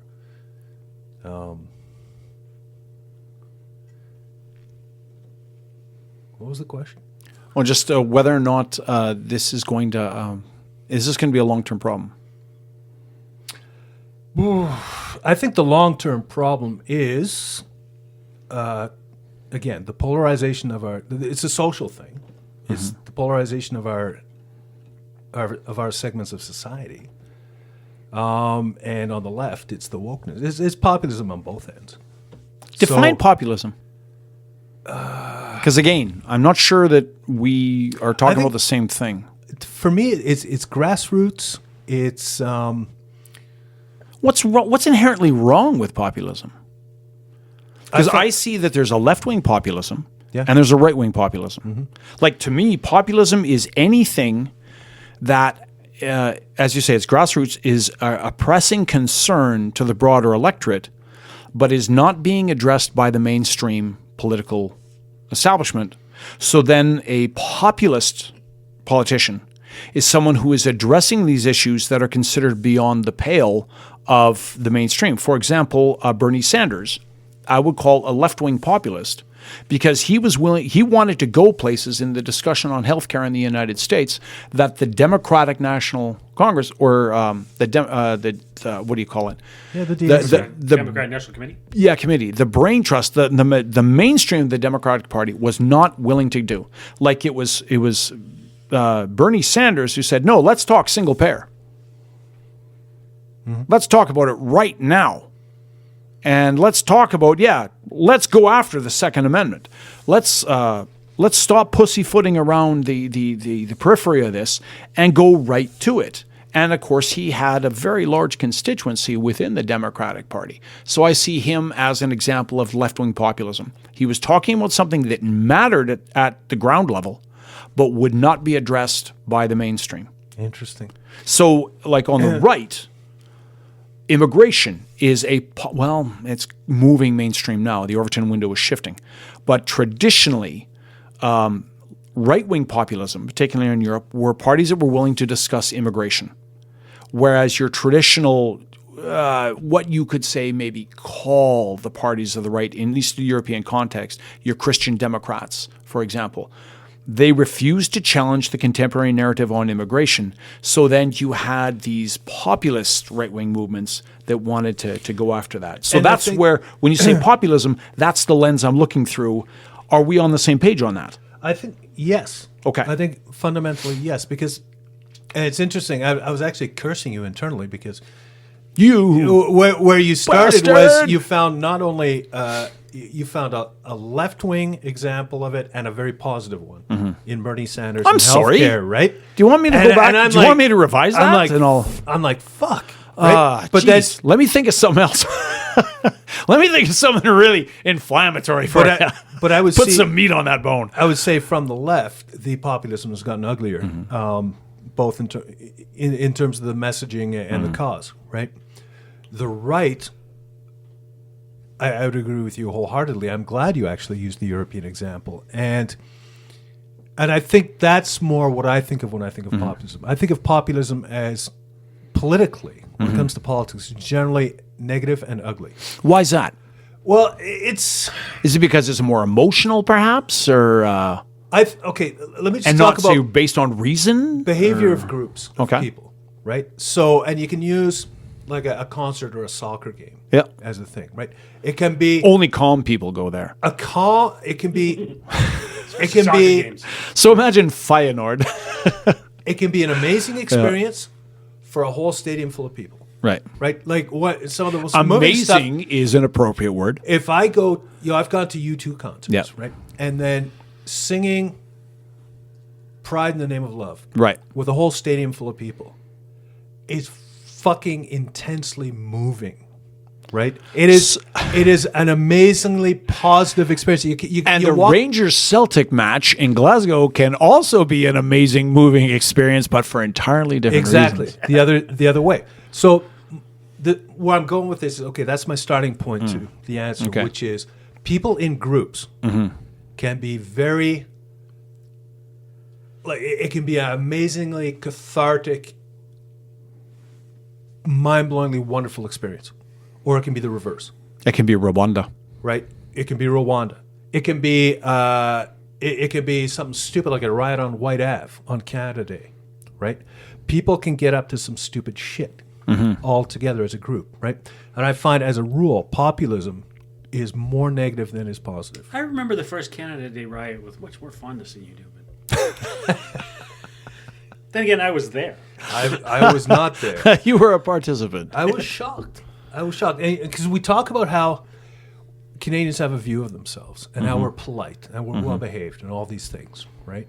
And especially on a Canada Day, that's when we celebrate our Canadians. You're right. So the fact that bullshit happened, it was at all, let alone on Canada Day. It was really interesting because what had happened is we all started off at breakfast menu number 5's place. Yep. Pre-drinking because there was a bunch of us. There was him and me and breakfast menu number 5. That was the old beans and wieners. Yeah, it's the old okay. Yeah, that's his Instagram handle. Right. Breakfast menu number 5. Yeah. Anyway, but the road to Melville was there along with his now wife. Yeah. And we did a bunch of pre-drinking at his place before we went downtown. And I did something goofy, and so Wiener, he gives me this hat, and it's a blue and gold soft Viking. Right, with the horns. plastic horns on it. Yeah. No, it actually had stuffed horns on it. Oh, right? stuffed horns. Okay. Anyway, so it was. He's like, you have to wear this or that's the thing. I'm like, okay, Yeah. whatever it is. Me. So anyway, we all head off to White Ave, me with my stupid hat on, and I got lots of questions about the hat and whatever. Sure. It is, and somehow I got separated from them at one of the bars, and so I ended up at this random people's places. Like I on the back, they were in a building. They lived in a building on White Ave, but they were partying on their patio, which is on the back alley on the north side of White Ave, and I had to like crawl up the side of the building and like jump on top of a dumpster and then jump on a roof and then jump over to get up, and they invited me up for a beer, so whatever. Okay, whatever. So I sat there talking, like you do. talking to these random strangers I didn't know from Adam. See, that's the positive thing. Yeah. Of the common experience. For 2 or 3 hours, I was at their place, and I didn't care. I was fine. I didn't know where everybody else was, but they were in a group. They were fine. And so somebody comes in and says, "It's crazy. Everybody's on the Ave, right? Like, so like we're an orderly people. Like, it doesn't matter how positive Canada Day is. Everybody's going to stay on the sidewalks, right?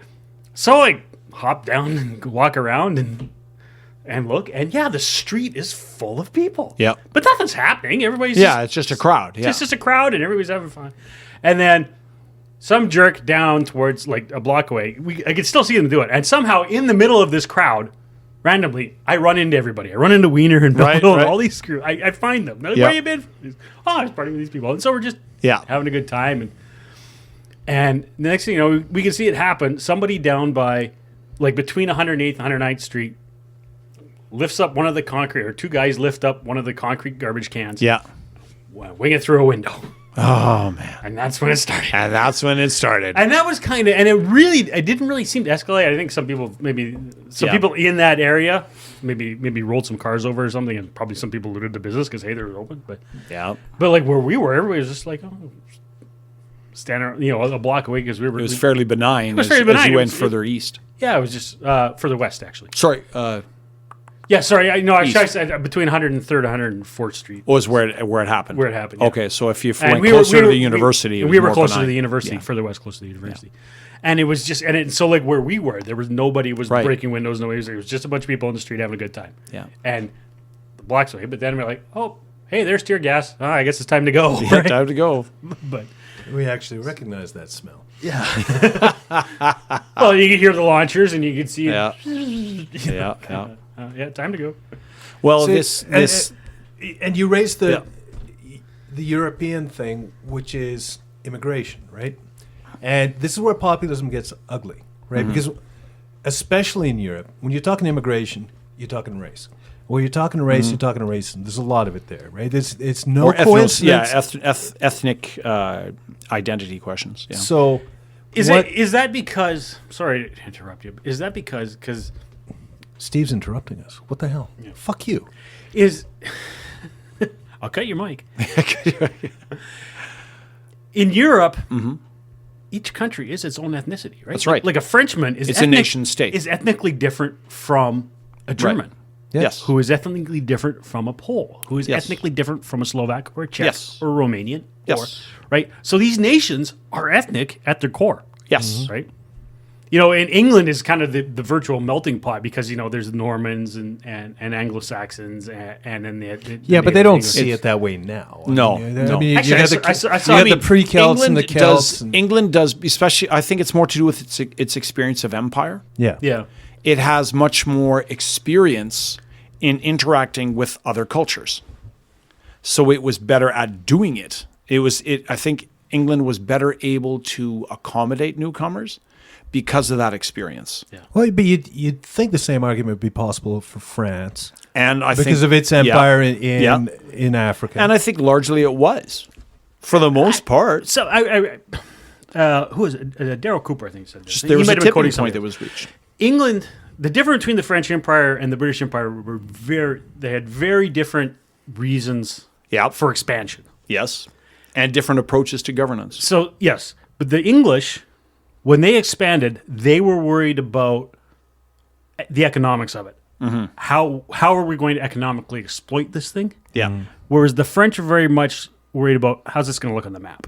Right. Like, is this going to be a big, like, oh, we'll take Algeria or North Africa Yeah. because it's this huge thing. Yeah. The thing will be geographically huge, but it's economically useless.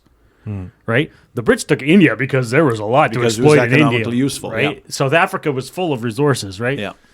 North America, there was a lot fighting the Spanish for the Americas and then fighting the French and then buying off the French. The French were more a great deal of French imperial conquest was largely based on their concepts of national security. Yeah. And that they needed to control Algeria because that was the best way to control their southern coastline. I suspect and then they acquired territories to protect the ones they already had. Yeah. I think perhaps the only thing that they maybe made an economic argument for is probably Indochina because they wanted rubber. Right. Right. But right. So, yeah, they're both, I think all the European powers, to one extent or another, like had both of those at play. Yeah. I mean, that was the only reason why the British got into East Africa. They had no real economic interest in Kenya and Uganda, but it was a way to protect their access to the Nile. yeah. And then link that to their to the resource-rich areas of the south. Yeah.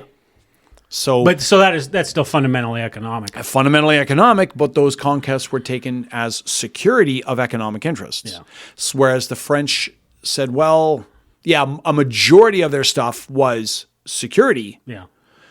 but there was also an economic interest. It's just it wasn't as primary. Yeah. And the Dutch and the Spanish and the Portuguese all fall on this same continuum. Yeah. And there's also an argument of national prestige, which brings us to the Germans. Yeah. So your point actually of the ethnicity is an important one as well, because it's not just about skin color. I mean, skin color is, I think, the go-to. Sure, I was going to say that's the low-hanging fruit on the tree of ethnic prejudice. And it's no coincidence that the far right ends up with But in all these European places. First of all, they're all whites, and that's where you'll Which find you would your expect from Europe. skinheads, right? but a Latvian is going to tell you he's ethnically distinctive from a Russian. Yes, they will. Absolutely. Absolutely. As will a Finn. As will a Finn. Absolutely. And so when Or look at the struggles of the Irish within Great Britain. Exactly. Oh, yeah. Like for the longest time, British justice was based on the principle of innocent until proven Irish. oh yeah, I mean it's Longest time. into the 60s. Yes. Right? Yes. As I've said many So no. times, like I won't even go there. But this is my problem with populism, right? Mm-hmm. Is because immigration's a big one, Mm-hmm. always has been, right? And that's where the ugliness starts. And then when you get a leader who's going to, and so that's the reason a lot of, I think, progressive in a good context, governments are trying to stay away from the immigration conversation because it can get really, really ugly. And if someone's going, and the problem is, the irony is that they should be able to have it, because if they don't, then someone is going to play the And populist that's card the thing. and leverage it, right? Yeah. But that in itself, to me, is ugly. So in general, But my experience but wouldn't it be better historically- to say, okay, let's drag this into the sunlight. Let's take it out of the fringe and address it. Because as you say, once you bring it into the mainstream, you take the wind out of the populist sails. I agree with you, right? So if we're going to talk about that and what's a good conversation to have about immigration, I agree with you. It should be had, and bring it out into the light and have it. But Yeah. what we're talking about is populism, Sure. right? And my experience of populism, as a rule, just historically speaking, I think in general it's an ugly thing, because someone, and we've seen someone do this the last 6-7 years, preys on the worst in humanity as a group and riles them up and gets ugly shit happening. I think that's generally, to me, Do what you populism mean means. AFD in Europe? No, I'm talking about south of the border. Oh, you're talking about Trump. Oh, okay. Sorry, I thought we were still talking about. I thought you meant alternative for Deutschland. Like I thought you were still in the European context. No, I'm just populism in general, I think is, right now it's ugly on the left as well. Like, I see the Israel-Gaza Yes, demonstrations as an that's an ugly manifestation of ugly, left-wing populism. woke left-wing populism. Right. And it's completely hypocritical. Now, we've discussed this enough times. Right. We don't need to go into it, but Steve, say something. your thoughts? Is this a long-term issue that we're going to have to deal with? Where's this going? Give me, okay, how about we change tack a little bit? Give me second and third order effects of these three bills if they pass. Second and third order effects. I don't know if I think that deeply. If these bills pass, And we get a Liberal government reelected in 2025. the second order effect is I suck starter shotgun. But I can actually see myself. That's what they wanting want. to move. I know. But suicide is painless, as the The RCMP team monitoring your telephones are going to be like, we finally got him. Yeah.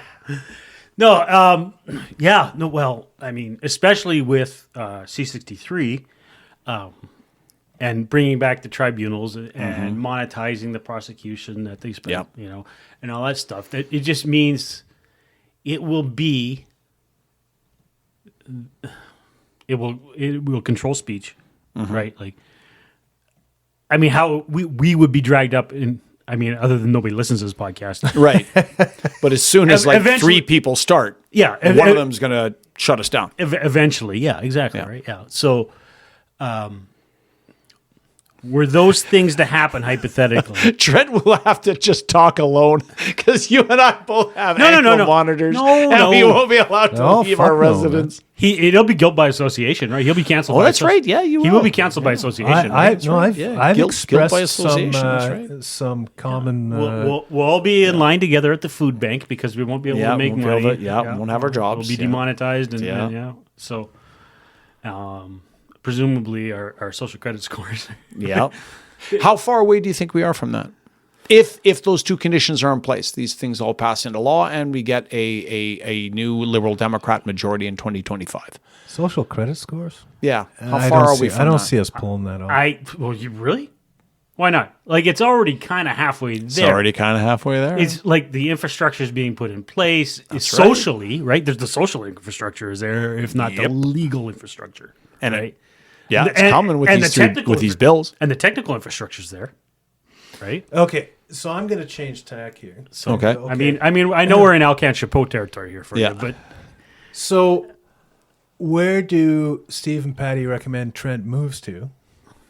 Because Trent's getting tired of living in Canada. Anyways, Why? What are you seeking escape from? First of all, from our dystopian nightmare, it ranges on the one hand from snow shoveling because I'm sick Okay. of that. I've been doing it almost 60 years, Yep. then don't go with my recommendation. and Okay. then no way is out. at the other end, it's just like I said, you can't have a reasonable discourse about anything, and this is the solution, right? The solution apparently is to shut down all discourse, right? And I'm already tired. Like, even if people were able to have that discussion, okay, maybe if they were able to, I'd be okay with it. Right now, the way everyone's screaming and hooting and hollering from both ends of the spectrum, I just Well, this is the want to be problem. somewhere mellow and quiet. There really isn't a place. And this is the problem, that the traditional champions of free speech and free thought and open discourse are starting to abandon those concepts from within. It used to be the unparalleled champion of these ideas was the United States. And so now we're talking about, you want polarization. You want fanatical partisanship. The United States is now the primary example of that in the there's modern no question. world. No, I don't want to go to the States. So yeah, that's Let's not really scratch an that option off the for list. you. You're seeing the same thing in Europe. Even we are seeing a growth in this polarization of like the moderates are losing sway, and they're very quickly being pulled to the far other side of the spectrum.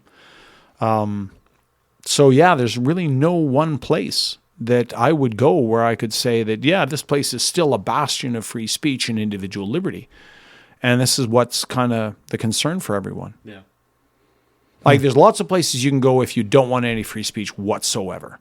If in fact, if you're willing to maybe sign like a 3 or 4 year contract, Russia will, you just have to.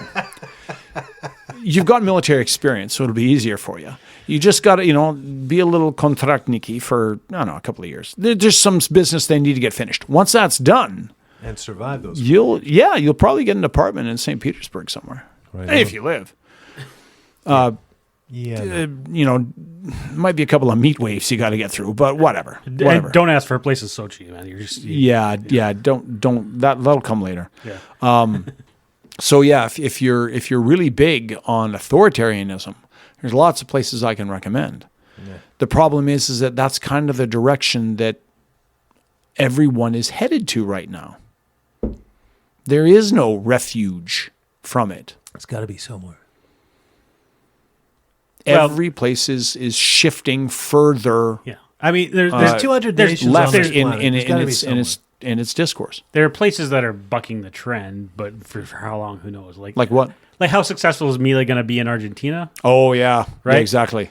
Like he seems to be having some luck, making some progress, maybe because it was just so bad that Yeah, exactly. And some of the solutions were so Exactly. obvious. Yeah, But- let's see how he does 3 years from now. Yeah, exactly. Does he get reelected? Yeah, even, exactly. right? I mean, there's a lot of entrenched interests down there that he is really, really annoying. And then, not that this is a place that's bucking the trend. This is actually a place that's gone very authoritarian. Like El Salvador's, is El Salvador? Yeah, their Yep. president was just reelected with like 85% Yeah. majority.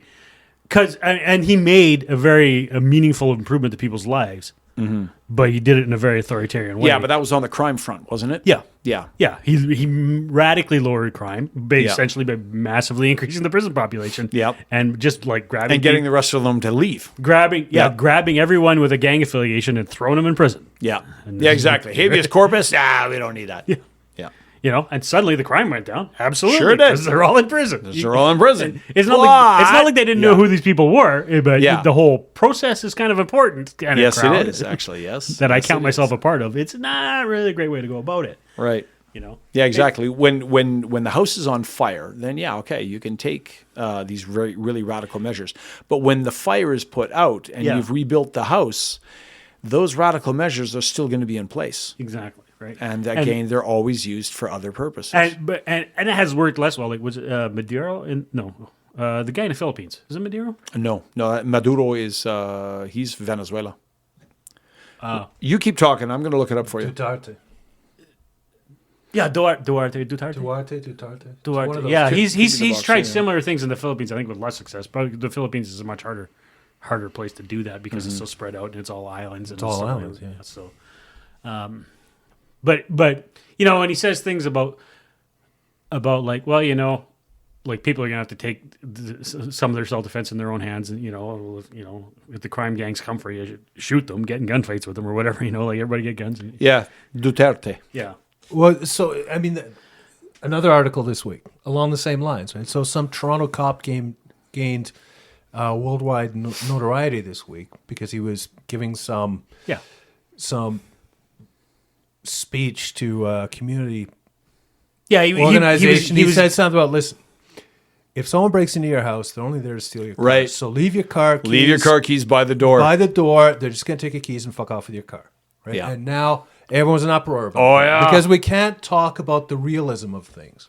Well, but Right? in the law enforcement community in Canada, that's been a Right. let whoever demands That's right. your stuff have your stuff. Yep. That's been a thing for 20 Yes. plus years. Yes. Right. Subjugation to criminal will has been a theme of Canadian Yeah, law enforcement because- for 30, 40 years. Because I guess the guy has to blame like Dave Tomlinson for this, but the firearms community in Canada gave up the argument on self-defense very early on. Yes. Right? The firearms lobby in Canada was always about tradition and Trying sport shooting, trying to be as harmless and benign and polite as they possibly as opposed to saying, well, we need these things to exercise our right for self-defense. Yes, self-defense is a human right. Yeah. Yeah. Yeah. So when I blame the firearms lobby for giving that up. It's outside the Yep. Overton window in Canada. Patty Although- yeah. and I have had conversations about how do we get it back into the Yeah. Overton window because I Yep. think it really needs to be there. Yeah, absolutely. But I forget where I was going with this now. But it's this thing of people can't rely on the government to do everything for them. Mm-hmm. Right. So if you have a really, really bad crime problem and the solution to that crime problem is to put all the crooks in jail, whether or not they're actual crooks or Suspected crooks. or suspected or crooks associated with crooks. or associated crooks, just throw them all in jail. Throw them all in jail. And that lowers your crime problem, sure. But process is important, yes, it is. right? Yeah, it is. That's a fundamentally libertarian thing. Is process is important, Yep. and the process is there to protect the individuals Yeah. from the the capriciousness of mechanism the is government. just as important as the result. Yeah. Right. I mean, so but that there's brings no us- place. There's the sad thing is, right now, there's no place better than where you're at. Yeah. So, like, I am fundamentally opposed to capital punishment, but I have zero problem with if someone breaks in your house to steal your car keys because you keep your car keys in a Faraday Yep. envelope, and you put Ventilate them. two rounds of buckshot into them and they die right there in your floor. Yep. I have zero I got problem, no problem with that. Right? That's but right. I don't like the government doing it. Yeah, exactly. Right. The government does not have the right to kill any more than you or I have the right to kill. Right. The government should not have the right or power to do anything that you and I individually do not have the right or power to do. Exactly. And if a guy is breaking into your house, then he is a legitimate lethal threat to you. Yes. So you have the right to defend yourself. Yes. However, once that guy is in police custody and is imprisoned, he's not a threat. Yeah. So I don't think we have the right to kill him. Right. He's not a threat. Yeah. We just put him in a cage forever and ever and ever and make his life, awful. Yeah, but it's not about That's a separate issue. him being a threat in the moment anymore. Exactly. Capital punishment is about the punishment. Yeah. Right. Right. And I don't think think the it- state should have the right to punish by death. Yeah. My biggest Period. problem, and I may have mentioned, I don't know if we've had this conversation. I remember when Ted Bundy was executed, Yeah. and they were showing people gathering outside the Florida State Prison. I think it was Florida. Yeah. He was executed. And outside the fence, and some Yeah. of them had hibachis, and they were frying up bacon to sizzle because he was going to get. Yeah. yeah, because he was yeah. he was Yeah, elected. he was and I'm- electrocuted. and they're like, and I'm like, the reason I don't like capital punishment is because of that. Because it's not about the person who's being Yes. killed. It's about us as a society becoming that. You know what I mean? You like It's, the vindictiveness of it? well, it's not. You know what? That guy wasn't even being vindictive. He didn't give a shit what the guy had done. He was just fulfilling Burn, baby, burn or something like that. Again, this A nihilism? this primal. It's like going to the gladiatorial games, as far as I'm concerned. It's just watching a couple of guys gut each other. It doesn't matter which one's getting the other, right?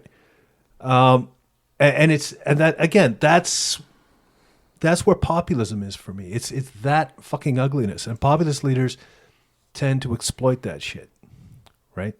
But that's why that is my biggest reason for not supporting capital punishment. It's not about them; it's about us, right? As a society, I don't want us to be that. Be that ugly. Yeah.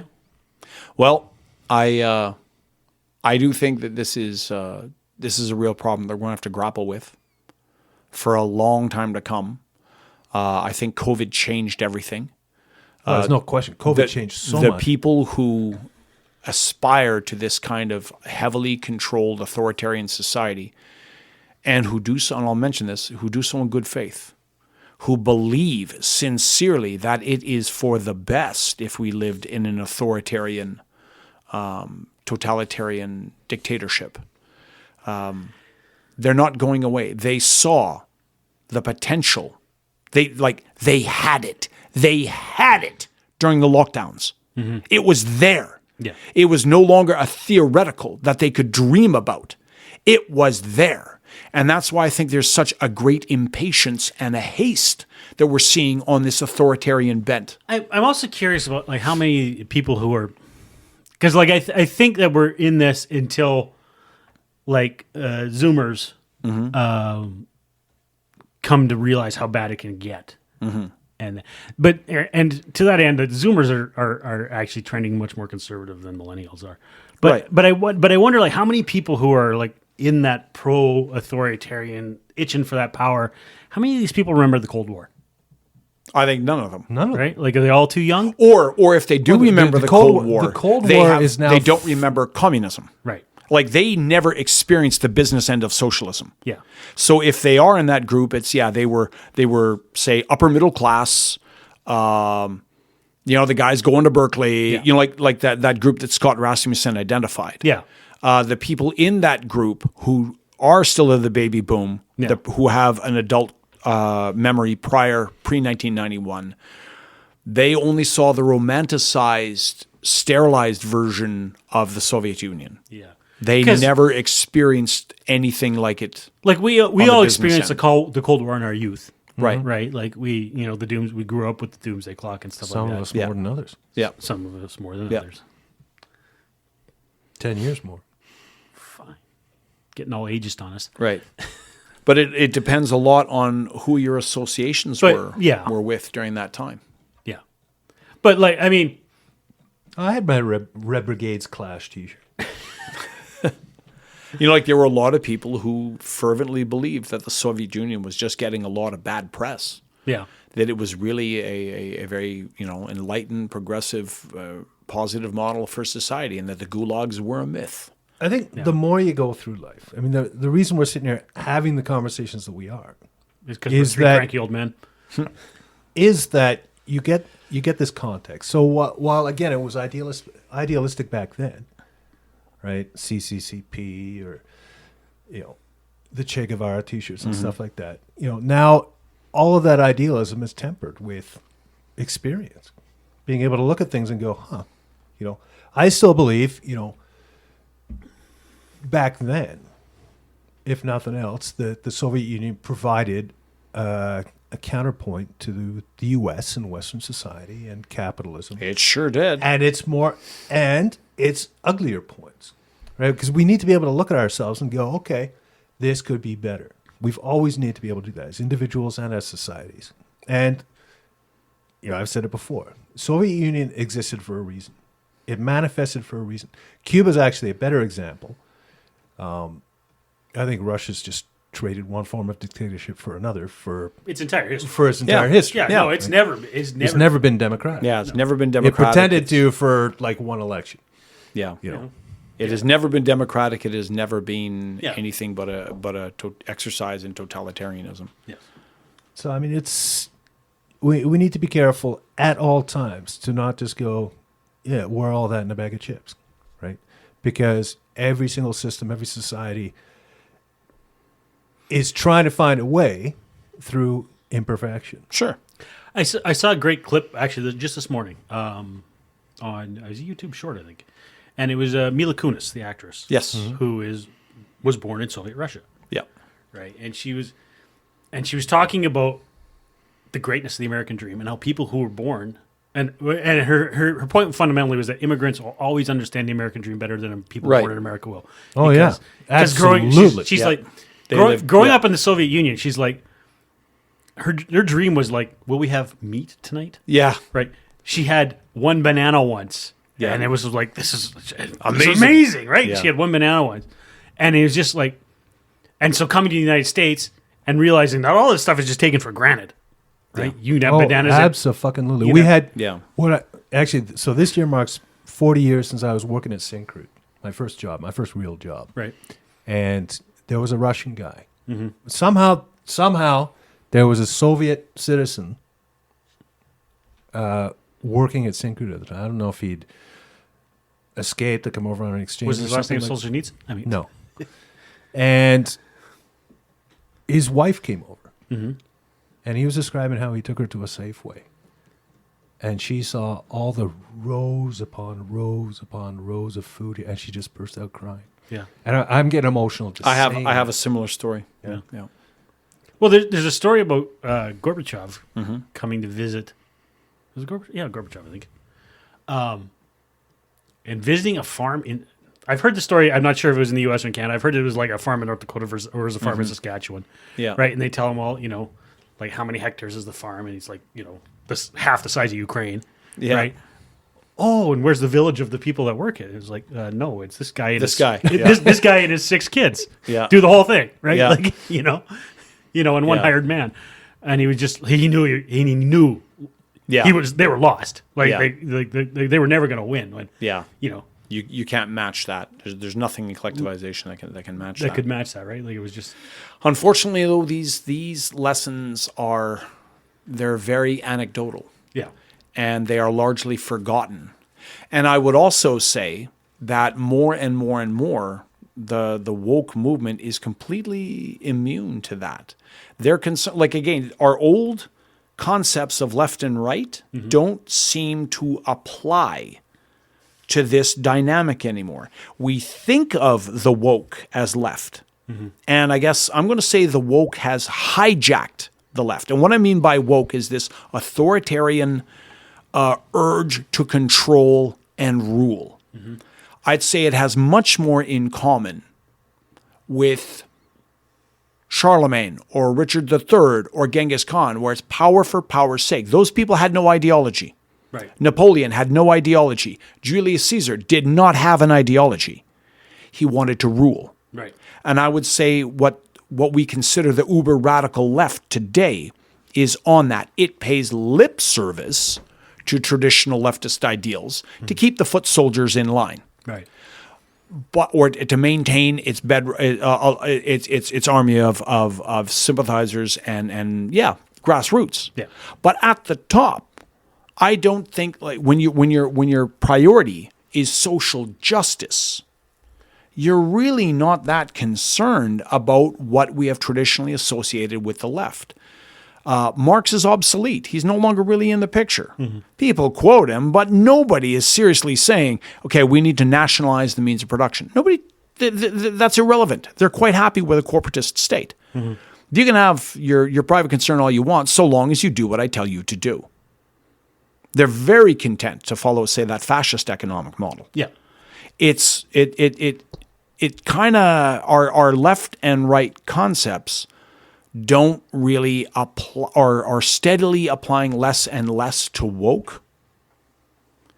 And so this issue is, I think, if we keep looking at it in a left and right lens, we're going to miss some important details.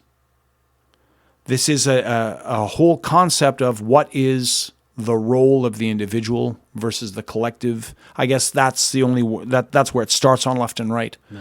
But when you get into the granular, when you come down from 10,000 feet, this is a separate kind of idea, and I don't think it has its parallels on the right. If you look at some of the stuff that's coming out of, say, people like he just did the interview with Putin, Tucker Carlson. When he gets on a roll and he starts talking, he starts moving. Like, you ask him what he thinks of big tech, and you ask him what he thinks of big corporations, and he starts moving into that camp. Yep. Even though, like, he portrays himself as right wing and big on liberty, don't step on the snake, all that good stuff. But when he gets talking, that's where he starts moving closer to that postal authoritarian, code. yeah. He can go authoritarian. He has authoritarian tendencies for sure. Yes. So this is something I think that is going to be with us for a while. Yeah. And I don't like our odds. I guess I'm a pessimist on that. Which is why I'm looking for options. You know, I have to say, I'm afraid I don't got any for you. I have to say that that's the first time you actually took your last statement in a very interesting, unexpected direction. What? This is the first time. That's twice today. That's the first time that you actually went out of your way to dissociate the left from authoritarianism. I blame the meds. This is not Trent. On that note, I've got a tear in my eye. Don't judge me. And don't lose faith in me. Don't. No. This is. And I think that's where we'll end it this week. I folks. promise you, I will be better in the future. This won't happen again. I give you my soul and vow. Right. I'll do better. All right. I think that's a good place to stop. That's a good place. Thanks, everybody. Please like, share, and subscribe. Or email us. Someone actually emailed us. Somebody emailed us, but unfortunately they didn't email us. They emailed you guys. Yeah. There are three of us, folks. Yeah, there are three of us. Alrighty. Anyway. And bye-bye. Bye.